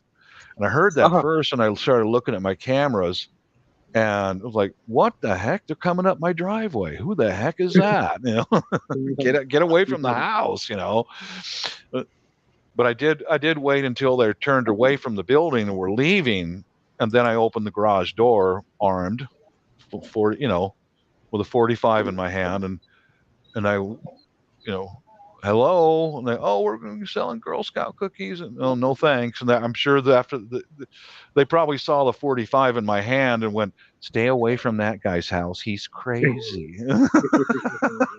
He's armed and crazy." Here's a good trick for anyone who's wants to look into home security stuff. Is I've got some motion sensor lights, and I've got cameras that are pointed in the direction of the motion sensor lights. You understand? Though if the cameras don't see them first and the lights see them and they click on, that means somebody's coming in. I can see that a long time before they get near the house. That's one of the things that indicated to me that, what the heck, the motion sensor lights just came on. Oh, 2 people coming up the driveway, Yeah, I put a motion sensor in on my driveway so I could see a little bit better. Mm-hmm. When I at night, when I'm walking home from across the street, I get about halfway across the street and the light comes on. Mm-hmm. And that's 65 feet, more than 65 feet away from me. It picks me up. And when cars drive by at night, boom, lights up the cars, and they're like, "What the heck?" So everyone in town is learning that my area down here, it lights you up when you drive around at night. I've noticed a downtick in the number of cars going by the house at night because they're getting tired of being lit up. Mm-hmm. Yeah, John's life, you sound similar to my situation. What I did in the last house that we had that was in a very drug-infested area, I was strapped every day. I carried a sidearm from 2016 until we moved out of that house. I had to. I didn't have a choice. I had to do that. Yeah. I would recommend, if you live in an area where there's getting a lot of craziness going on, open carry a sidearm in your house. It's perfectly legal. You can do it. I remember running off 19 different junkies trying to get into the house with a 45 on my hip. And I turn sideways so they can see the pistol, you know. And I never saw the same junkie twice. They always left and they never came back. But yeah, as far as, again, yeah, I don't know. Just any of the people out there in the States, just remember that elections are coming up, and that's when the radicals tend to do crazy shit. Just make sure you don't have to leave your house unless you have no other choice, you know. Yeah. Just write on the wall, Mr. Bob. No white people inside. No white You'll be people. safe. Yeah, there you go. Yo, you should say international headquarters of the Filipino Mafia. Yeah. Or just I'll load up on olive oil and I'll run outside of my house every 30 minutes and poop in my own front yard.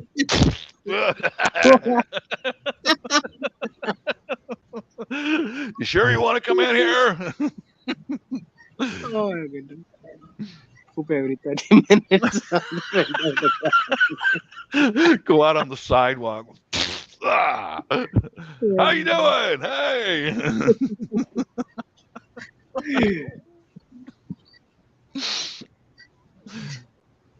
The next meeting in HOA will be like, okay, there's a guy who's pooping on the front yard. What shall we do about it? Well, Yeah, the junkies do it, so why can't I? You know.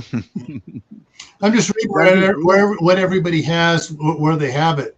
And it's like, yeah, I got a single action 22 old revolver next to my bed with actually I got the 22 Magnum cylinder in it. Hmm. And then right down next to my bed, next to the dresser there, I have my Calico M100 22 with a 100-round magazine in it. Yeah, I've got a 590 always by me, and one of the neighbors, she's kind of nosy. She comes by the garage door, and I said, "Yeah, you can come in. Come on in." You know, she's talking with me, and she saw the 590 sitting there. Her eyes got really big, and you know, it's like, okay, spread the word. This guy's armed. Spread the word. Let him know. I'm fine with that. You know. So, Mr. Bob, Mr. Gill, and everybody in the chat, if I ever come to your house, probably I should not do any surprise. No surprise visits. Yeah. It's just like if you come to my house, you come to the front door and you ring the doorbell. You start walking around elsewhere. You start walking around the back, and it's like, oh, Target. Who is it? Yeah. If It you was went around, brown. Oh my goodness. oh my That's God. it. Yeah. You know how them brown people are. You know how they are. Oh my goodness. Now, if anybody would be out in the back, they would see me through the sliding glass door, because I won't open the door for them, but I would be standing in the sliding glass door with a shotgun, you know. Hello, I see you. Hi, I'm home. Hello, do you see the shotgun? Yeah. I've done that with the junkies at the last house. Do you see the 45? Do you see the pistol? Do you see it? Do you see? Hello? Yeah. Wrong house. Keep going. You know. Yeah. T-bars. And if I'm not using the pew pew, I got several compound bows around here in different rooms. Yeah. Compound bow is great. There's no noise from it. It's just all of a sudden you hear the person screaming. Ah! Ah!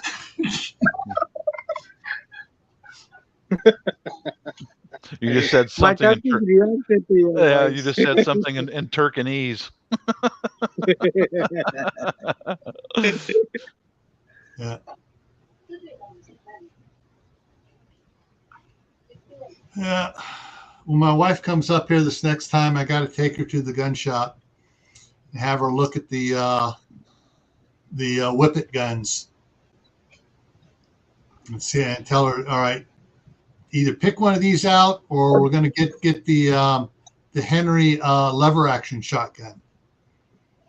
Yeah, what I'm going to do here coming up is the addicted folks most don't stay here in Washington State during the wintertime. They go California, Arizona, warmer weather, but when the weather starts getting nicer and I'm out gardening, I'm going to wear my 357 on my hip. Hey, have you heard anything? I haven't heard anything yet. And none of my news emails from California are saying anything about an uptick in homeless deaths. And with this really cold weather they're having right now in California, I'm surprised that there aren't. There probably is, Yeah. because that's one of the reasons why the ones that stay here in Washington during the winter is they try and find shelter underneath highway overpasses.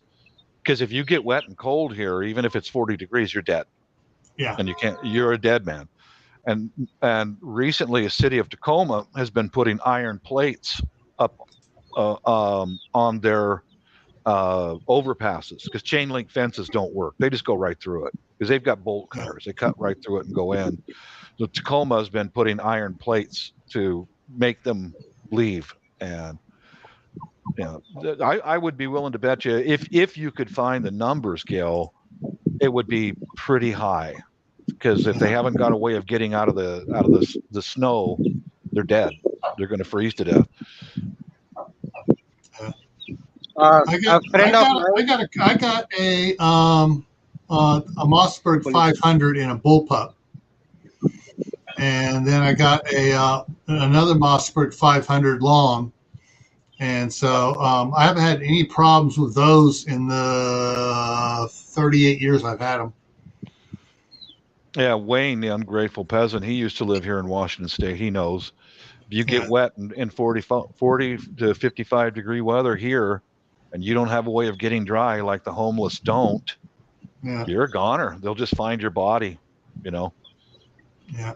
Those are A friend of mine in California, she said that all the homeless people are given free rooms in hotels to stay for the winter. Okay, let me see if I can put this up here again. Yeah. I'm going to share something here to John's life. If I get it up here. I think that's a compassionate thing to do. I don't hate them, but I don't like what they do because most of them, the reason why they remain homeless is because they're addicted to fentanyl, methamphetamine, all that. And to get property to sell for their dope, they break into our houses and steal our stuff, And if they've been on especially meth for a long enough time, their mind is gone. Their brain is gone. They have no limits anymore. They're dangerous. They're really dangerous. Let's see if I can find it here. It's being hard to find the full one. Let's see. Yeah, I might find it here.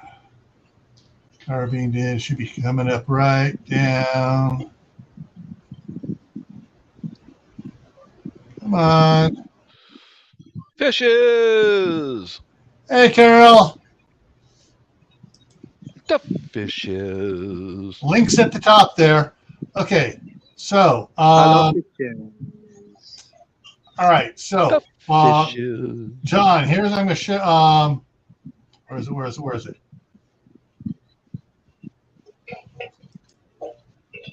All right. So here we go. Henry has some 410 lever action shotguns. Mm-hmm. Full length barrels and stuff like that, and cool stuff on them. And like this one here is the Henry. Yeah. Mm-hmm.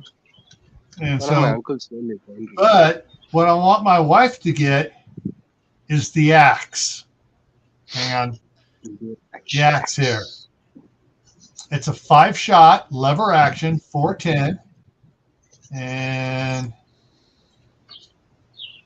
get down here. Okay, so it has a 15.14 inch barrel. Overall is 26.4 inches. 5 5 3/4 pounds, and it's got 5-round capacity. To me, that is an awesome inside home defense weapon. Home defense. To me, personally, I think it is. What, Star, you might not be completely aware of is that we are concerned with home defense here in the States because of the drug epidemic. There are tens of thousands of people here who are addicted to illicit drugs. They burn their bridges with their families. They have to live out in the wilderness, etc., and they are dangerous. They'll do anything they can to get money for their next fix of dope. That's why we're concerned about home protection. That's the root cause of the problems here. Yeah, because the cartels, they want U.S. dollars for their dope, and they're bringing that stuff into the U.S. by the tons.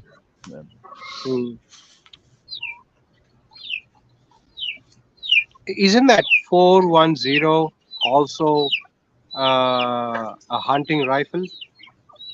Because it's a shotgun shell. It's a shotgun, but they do have a slug for it. Yeah, and they also got buckshot. Yeah, it's like a 12 gauge shotgun shell is about that big in diameter, about that long. Okay. Well, I don't want to touch nothing on the live, but a 410 shotgun shell is much smaller, but that diameter, but round. Yeah, and they have buckshot for them and slugs, so you can hunt with them. Yeah, but the most common one here in the States is 12 gauge. It's a because I heard about 401 or 410 somewhere around that number. Remington. Yeah, 410. And all right, this is a 12 gauge. Yep. Slug round, hollow point slug. That's used a lot for deer hunting. Some people will use them to protect their home. But, wow. Yeah. That's cool. That's a big, so green color. It's in green color. What does it mean? Basically, this is a 72 caliber bullet. Yeah. Here, I'll off my cam for just a second. I'll mute and off. 72 caliber. Oh. Yeah. So what is the pistol they use for hunting? It has it says that it's the most powerful pistol that you can hunt with. It has a scope also on it, on top of it. I'm thinking it's 410 pistol, hunting pistol. All right. No, that's not even close to the most powerful pistol ones. There are 50 caliber. Yeah, Desert Eagle. Yeah. The 410 can be shot with out of a 45-70 rifle. 45-70. If it's done right. 44 Magnum is used a lot. There's the 460. There's also the 500 Smith & Wesson. There is there's the 454 Magnum. There's there is a lot of big bore ones out there. Yeah, what's real common here for pistol hunting is the 44 Magnum. That's real common here. Yeah. But yeah, Star, the color of the shell doesn't mean anything. It just means a manufacturer. But this is for my shotgun. The first one that gets chambered is this number 2 bird shot. Each pellet is about the size of a BB, 0.177 of an inch, and this will deflesh bone. I mean, it's not lightweight shot; it's heavy shot, And then all the Okay. follow-up shells are this right here. That's number 1 buckshot. Oh, those balls look bigger. They are big. They're big. It's like getting hit with 20 M16 bullets all at once. Oh my goodness. Yeah. Yeah. I like number 4 buck or number 1 buck for, Have you ever tried dragon breath? no, that kind of stuff to me is gimmicky. It's like, yeah, Yeah, I don't it waste my throws money on fire, that. and I see that Yeah, on YouTube. fire come Oh, out. yeah. Yeah. That's kind of a It's cool to look gimmicky. at. I'm not sure whether it's effective. Yeah. Yeah. I mean, you wouldn't want to get hit with it, but for me, I'm Yeah. not going to spend my money on that because I just want shotgun shells that work. Yeah. It's like fancy. Don remembers what I got under my desk here. I got the Thompson Contender in 30-30, 32-20, and I am getting getting the 45-70 for the Thompson Contender. Because in Idaho, I can also get the 45-70. That'll take the 410 as well. But yeah, and basically you got you have the pistol grip thing. And you just pop a pin out and you just change barrels, single shot.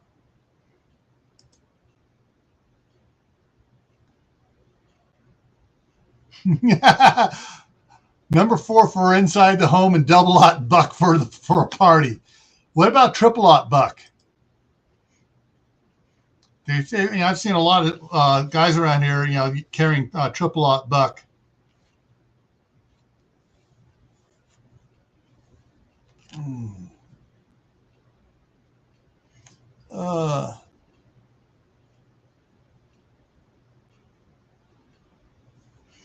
Yeah, one of the because my son, my youngest son, has 2 Marlin 45-70s. And so he's got his newest one up here. He has his other one in California. So if something happens and he loses the one coming on the way from there to here, he has another 45-70 here. And I got 7 boxes of 45-70 ammunition up here. Plus he has a bunch more that he has, there as well. But Yeah, Wayne, you know what you're doing. As soon as they say number 4 buck, that's the stuff you want. Either number 1 buck or number 4 buck. It's got that'll do it. That will do it. You know what you're doing. I remember the first time I saw the use of number 4 buck was a friend of mine. We were out in the woods and he brought a couple of those shells with him and he tied a piece of string around a tree and he goes, "Here, try this shell." I loaded it up and he goes, "Now try that out." Boom! It was just great pattern. I went, "Oh, that's perfect," That's perfect, So that's when I switched to number 4 buck and number 1. Where's prepping? What did you get, Mr. Bob? I got Coca-Cola. I got coffee. Okay. Mm-hmm. All right, I'm going to put something up here for you. There we go. There is a 0-0. All right, so here you have your different shots and stuff. Mm-hmm. You have waterfowl and stuff. So number 4 buck is basically 0.24 of an inch. Number 3 is 0.25, a quarter of an inch is number 3 buckshot. Yeah. Number 2 is 2.7. Number 1 is 30 caliber. Yeah, up on Triple the top. aught is 36 caliber. Quad aught is 39 caliber. Basically, that's almost a 10 millimeter.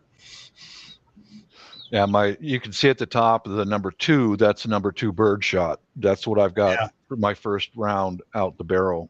That's 0.15. Yeah. Which is the best one to use for home defense? Like not too much powerful. Like I like number 4 buck or number 1 buck. I'll be right back. a second. Okay. Yeah, you know, sizes. Um, for the bird shot up to your numbers are backwards. Number 9 shot is small, and it goes down to number 1, which is 0.16, and it's got BB, which is 0.17. And I should say 0.177. You got B, and the BB is 0.18, which is and you got BBB, 0.19. T is 20, and F is 22. Basically, a 22 caliber balls in there. So cool. But the 410 here, I can get a shotgun with the number 4 through number 0 shot in it. Whereas the number 0 isn't that good. Probably the number 1. I agree. With Bob. Number 1 in there. I forget how many shot you get in the 410 with number 1. And Wayne says 4 is better for home because it's less likely to go through exterior walls. However, like Bob says, he starts with the number 2 shot up there. Some of this, the bird shot is less likely to go through both interior walls, through the sheetrock on one side and the sheetrock on the other side into the other room in there. Depending on whether it's a 2 3/4 or the 3-inch, or like in 410, it's the 2.5. So it depends how much charge it has behind it as far as the going power on it. I have a question, Mr. Gill. So you use a lot of lead. Do you have like mines to extract lead and all the metals to use for your ammo in your country? Yeah. Plus, Okay. we have if after SHTF, or actually after Milwaukee, the end of the world as we know it, there is tons of lead around in car batteries. Oh wow! Once the gasoline's gone, there's going to be all these batteries out there, and people can't start them. People are just going to be leaving them there.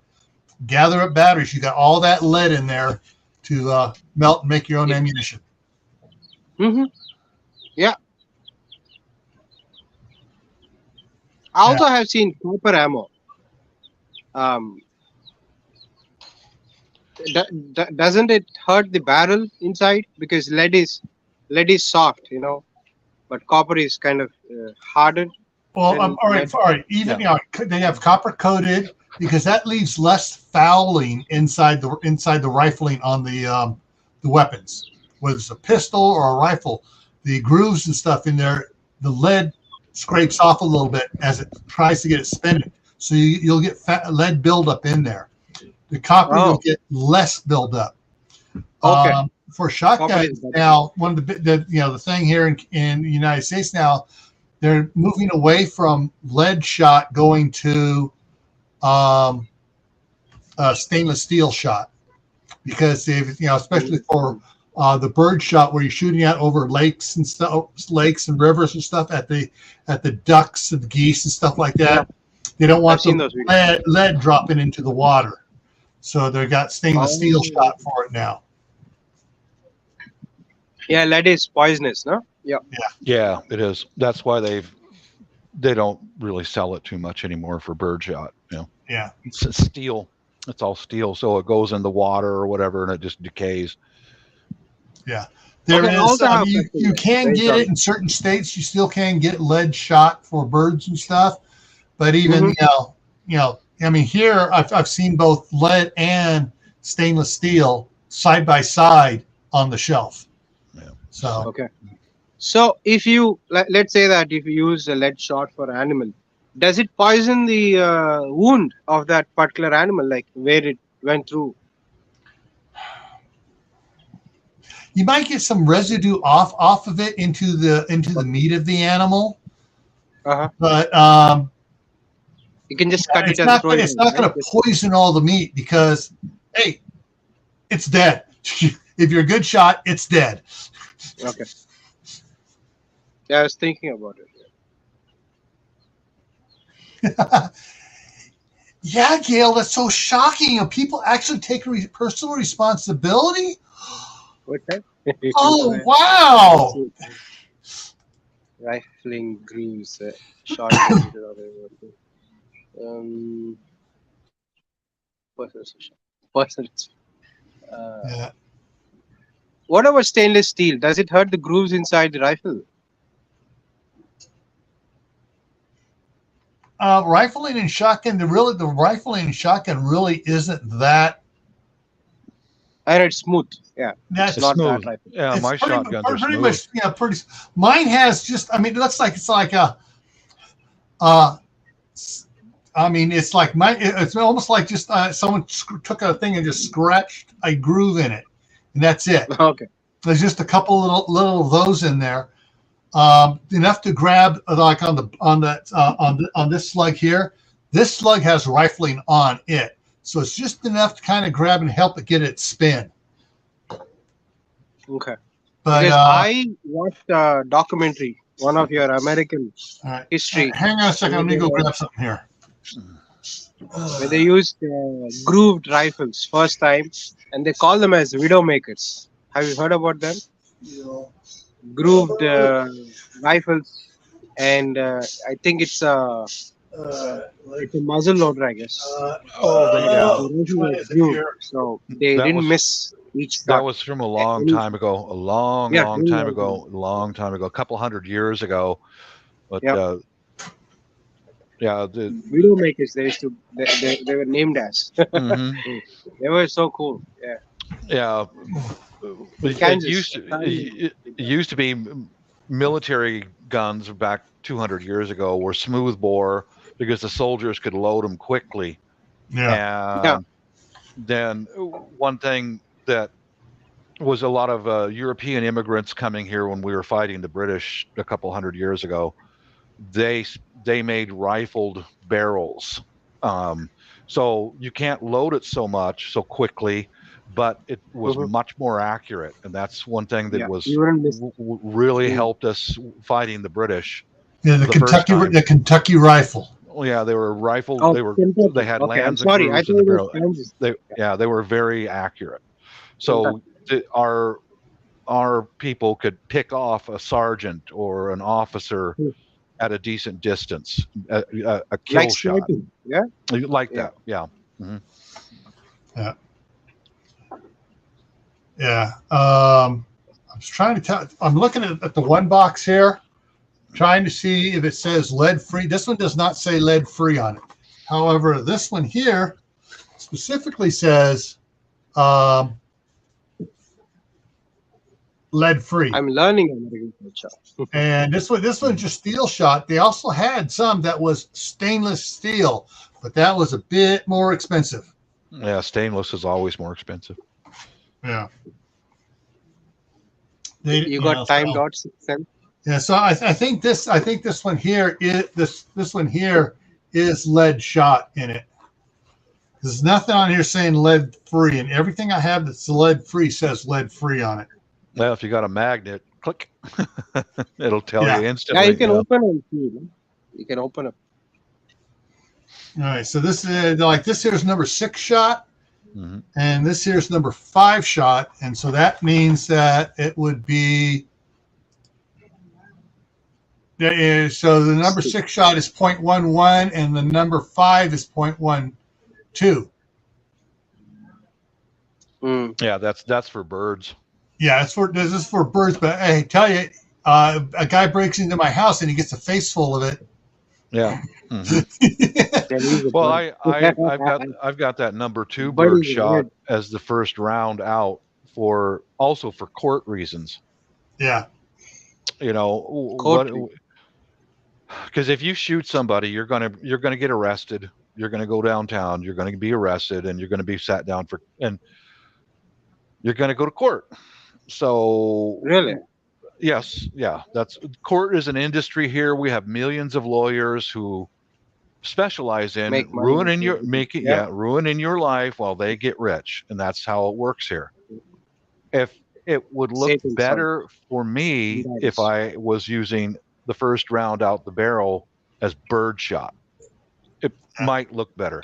But if if anybody ever sat in a courtroom, it ain't like freaking TV. It ain't like TV. Yeah. People think, well, you shoot somebody in an armed robbery, whatever. Good job, Bubba. Go on home and crack open a beer. No, you go downtown. You get cuffed and you get stuffed, and you're going to be put on the hot seat for a while.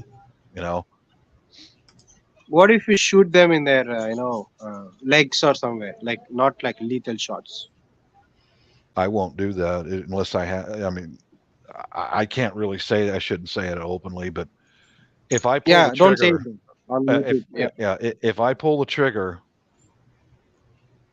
Got it. I understand. you got I it. got that. Yeah. Mm-hmm. Yeah, because a leg shot, well, then you're going to get sued by that person, and you're going to pay their bills for the rest of your life. Yeah, it's called a civil suit. It's called saving a their civil life. suit. Yeah. Not being. Well, I'm crippled now, and you did it. And that's called a civil suit. Yeah. They should be happy that they are alive. Just shot in the. Should be, but if somebody's robbing your house, they don't have the same morals that you and I do. Yeah, that's true, I guess. Yeah. They're looking for something for free. And if they go hire an attorney, and an attorney can look into your background and see how much your house is worth, how much you have in the bank, how much your tax returns are, and they look all that stuff up before the civil suit is filed. Oh, good. Mr. Jones here, he has all this equity in his house, et cetera, and chances are very good, Mr. Jones, you've just lost your kids' college savings. You're going to have to sell your house and pay that out to this dirt bag that you wounded, because now he can't work. Well, if he has a good lawyer, the good lawyer's going to say, well, this guy hasn't worked for the last 20 years anyways. That doesn't work that way, Gil. I'm telling you, the court is not like what you see on TV. It depends on the state. It depends on the state. It depends upon how much money you have. It depends on the state. It depends upon how much money you have. It doesn't matter how much money you have. If it's in certain states, a certain state will say, we're not even going to file on him. California, we're going to file. It's a civil suit. Yeah, the states will throw civil suits out. The person you just wounded will file a civil suit against you. And the state will throw it out. I've never seen a civil suit thrown out. It happens. They call it a frivolous suit, and they will throw it out. How many times have you been in a courtroom, Gil? Hundreds. So have I. Yeah. I mean, if they have civil suit, yes, civil suits get thrown out all the time. The judge is going to sit there and see how much money you have. Doesn't matter. The judge will look at it, and if the judge looks at it and says this is a frivolous lawsuit, he'll throw it out right at the beginning and kill it. If you're lucky. And it depends on the states. Certain states, they'll throw it out immediately. But many times the judge won't make a decision like that right away. So you have to keep coming back to court again and again and again and again, because he's got your tax returns. The judge has that. Yeah. Oh, man, we can milk this guy out and keep this other lawyers employed for the next 6 months, 2 years, 5 years, because this guy's got money. If you don't have any money, Hey, all right. Hey. Good girl. Good girl. She laid an egg. Her name is Daisy. Mm-hmm. I named most of my chickens. Saying, like Ohio throws a lot out. It's reported in the news they throw them out. But the thing is, so like if you shoot low, you make sure you shoot at the thighs, so you take that femoral artery out, and they bleed out.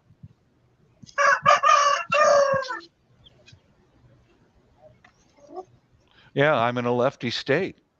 All the courts want here is your money, and they don't care if they put you out on the street. They'll keep you coming back to court 20 times until you are broke. They don't Well, care see, if you're a that's normal one of the guy. things is we're setting up the properties and everything else under S corps and living trusts. So they look at me and they say, "Well, he doesn't own anything." Do you And pay? You have tax returns? well, the thing is, on my tax returns, it's all it is for a retirement fund, and it can't be taken all at once. It's just and it is set up so that on one of them is set up through the S corp, so it's not even in my name, so it's not a tax return for me. See, that's the thing you can do with S corps and living trusts and LLCs. You can set it up so you got nothing in your name.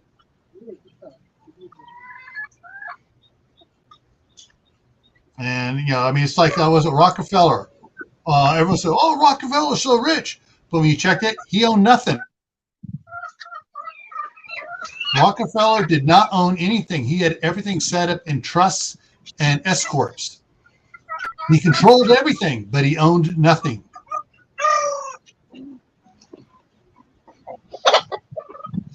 My chickens are too vocal, They're like humans. They always talk. They keep on saying something, some kind of stuff. I think one of my rabbit is gonna have kids soon, probably tonight. Yeah, She's I know there was down in Blackfoot, somebody shot somebody that had broken in the house, and they tried to sue him. The judge threw it out and then charged the person filing the lawsuit with filing a frivolous lawsuit and fined them $5,000 filing a frivolous lawsuit. So I have money. Idaho's one of those states that don't do that. Don't play that game. I have money overseas. Trust. Yeah, money overseas is that way. It's in another country. Mm-hmm. Is it set up in your name, or is it set up in your wife's name, or is it set up in some sort of other name, like a holding company? Yes. Yeah. Better call Sean. Yeah, that's kind of like a holding company overseas is what the S corp is, an LLC can do here, because it's not yours. You just sit on, if they ever find out that you're sitting on as the trustee. I'm just a trustee, and I get paid $15 a month. For me, honestly, I've been in a lot of situations, a lot in the last place we lived. Yeah. Being armed and pull the trigger is the last thing I will do, even if they come in the house. Yeah. Even if they get in the house, they come in the front, I'm going out the back. Yeah. If they come in the back door, I'm going out the front door, and keep them at a distance with the weapon until I can escape. Yeah. Because like I said, it ain't like Barney Fife. You're going to get arrested, and you're going to be put under questioning, and it's going to really screw up your life for a long time. The other thing too is like here, I have these guns around, but I also have some nice big knives and swords. Yeah. Well, with me in the last house, the only way I would ever do anything with anything is if I couldn't get my daughter out of the house with me. Yeah. She's moved on. She's on her own now. And now if somebody comes walking through the garage door, I'm just going to go out the back door, because whatever they steal is not worth the court costs. If you put somebody down, it's not worth it. It's just take it, Yeah, Duncan. Yeah. That's, Yes, Mr. Bob. Yeah. Yeah, it's just not worth it, because a lawyer costs $200 to $300 an hour. There goes your pension. There goes everything just to pay your court costs. It's awful, man. Yeah, I won't do anything lethal force unless I'm forced into it. I mean, if some maniac comes through the garage door and I'm in here and he's out of his mind and he's Mm. attacking me, then that changes things. But otherwise, you come in this door, I go out the back door. Have at it, dude. I'm going to stand outside and wait for the popo. You know? Okay. Thanks, thanks, Keith. He said we're all fine people.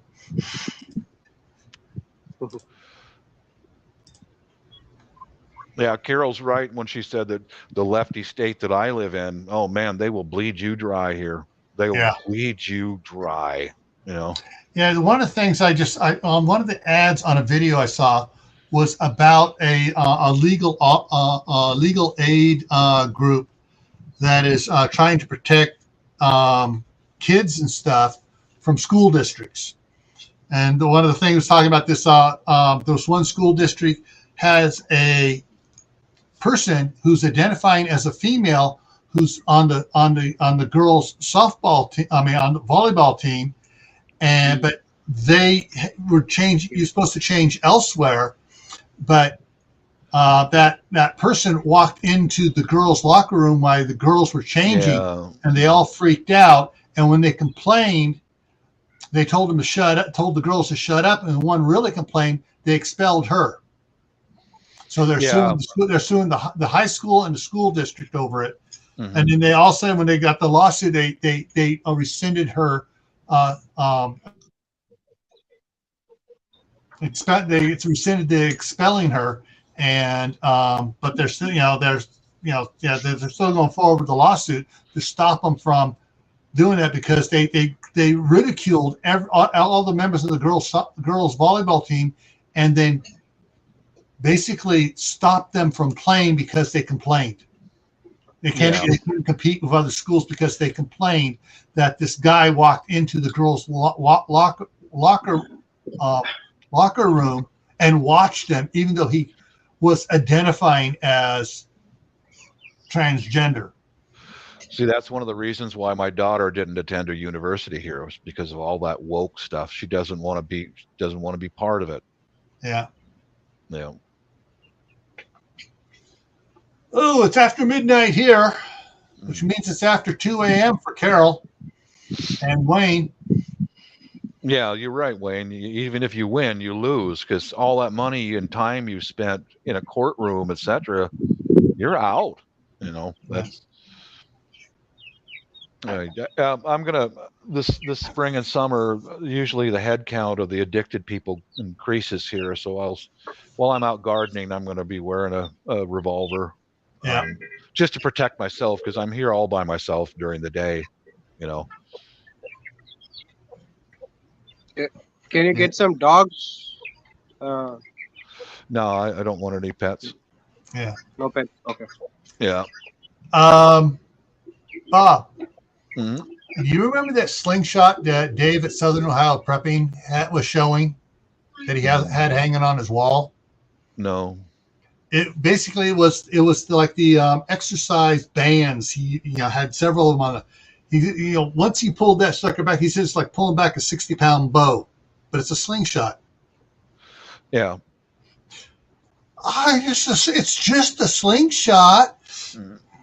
I've got two things within arm's reach right here. I'm probably going to make some kind of a holder for them here in my shop, but I'll show it.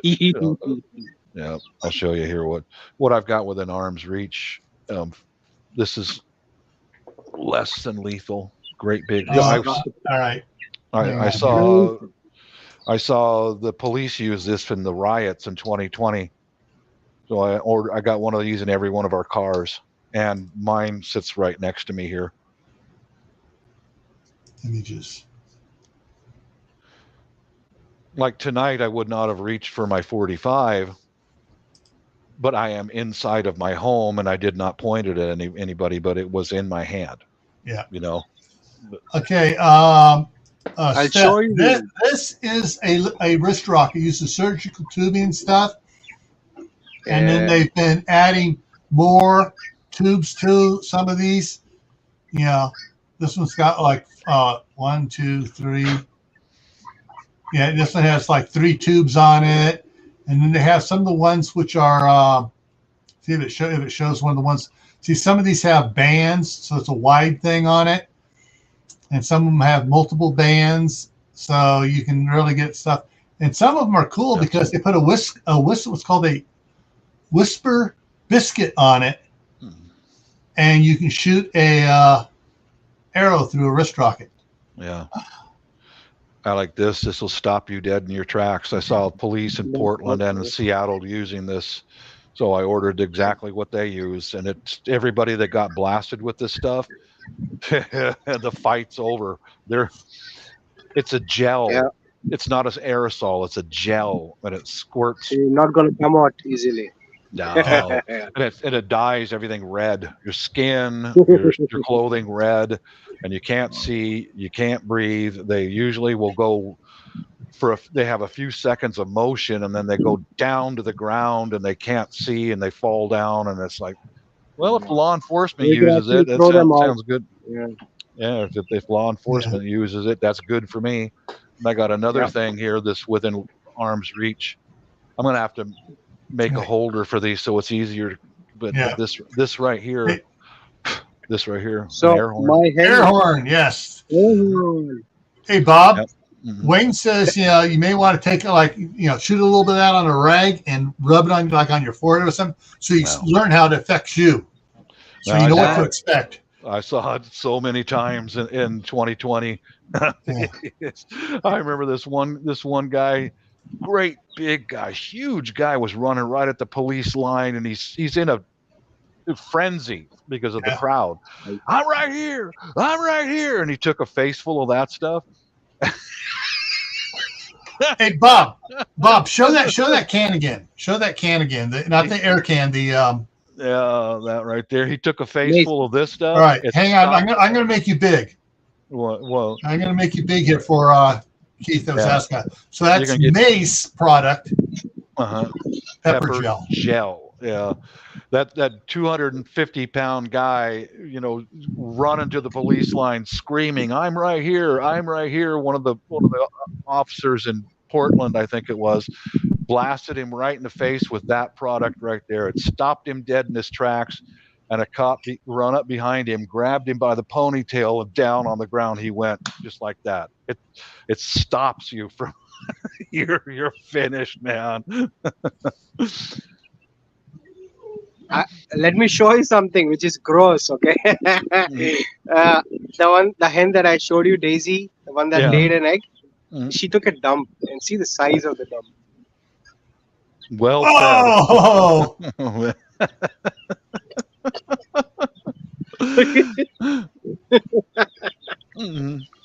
Yeah.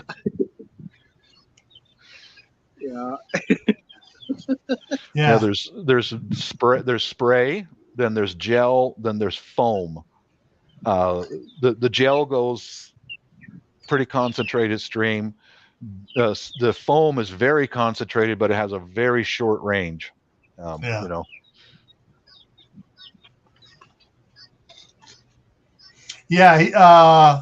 Carol, he's talking about blowback or just stuff in the air. But if it's gel, it's not going to blow very far in the air. No, not much. Not much. And the spray is what you got to worry about, because you can spray that, and all of a sudden the gust comes back at you 10 seconds later, and all of a sudden it carries it right back over you.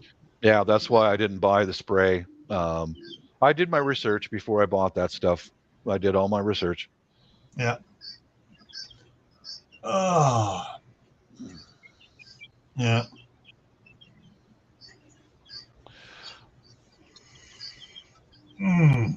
Well, it's that time, and I got to babysit the kids tomorrow. The last time till the end of the month. So I'm going to wrap this up here. But first, I want to get over here and bring up this. So tomorrow, let me back up to where I'm supposed to be at. Yeah, tomorrow on Camp Patton Family Compound, we're going to be talking about networking, both the local and long distance. Right now, hey, we're doing long distance networking here. Everybody in the side chat, we're all networking, and but work on local networking stuff and how it can help you on the homestead, finding grain, eggs, beef, whatever to buy or to sell. So that's what we're going to be talking about tomorrow. So I would like lots of input tomorrow for those that have animals and stuff. And so that's tomorrow night at 10 o'clock Eastern. On Monday is going to be an open chat, but we're going to talk a little bit about the weight loss. So everybody here that's participating in the weight loss, try to get your weight in Sunday night here in the United States to your team captain. And then Tuesday, we're on back here on Grayman Prepping, 10 o'clock on Tuesday. The topic is you can only have 25 types of canned food. What are they? And why? Olive oil. Bob, you're not far wrong on that one. So see, Bob, you have the olive oil for cooking and stuff in, and you do the direct feed when you want to torture somebody and question them. Like those wise virgins, huh? Five wise virgins. Yeah. All right. Good night, you guys. Do you want to see? I have a question. Do you want to see live stream of the Holy Festival on March 7th, or do you want me to upload video? Yeah, both. Whatever you Both. want. Yeah, probably both. Do a live stream of a little bit, and you can probably catch a whole bunch more around that you could put a what's the word I'm looking for? A collage videos together, stuff going on. Okay. And as a reminder, guys. to watching, Bye. so Star put out a video when we first started, how to preserve chickens how to prevent chickens from getting inside your raised garden beds. So check that out. Thank you, Mr. Kidd. All right, everyone. See you around. Bye. And we'll catch you hopefully tomorrow night on Pat and Family. Yes, Color Festival. Good night, Froze. All right. See y'all later.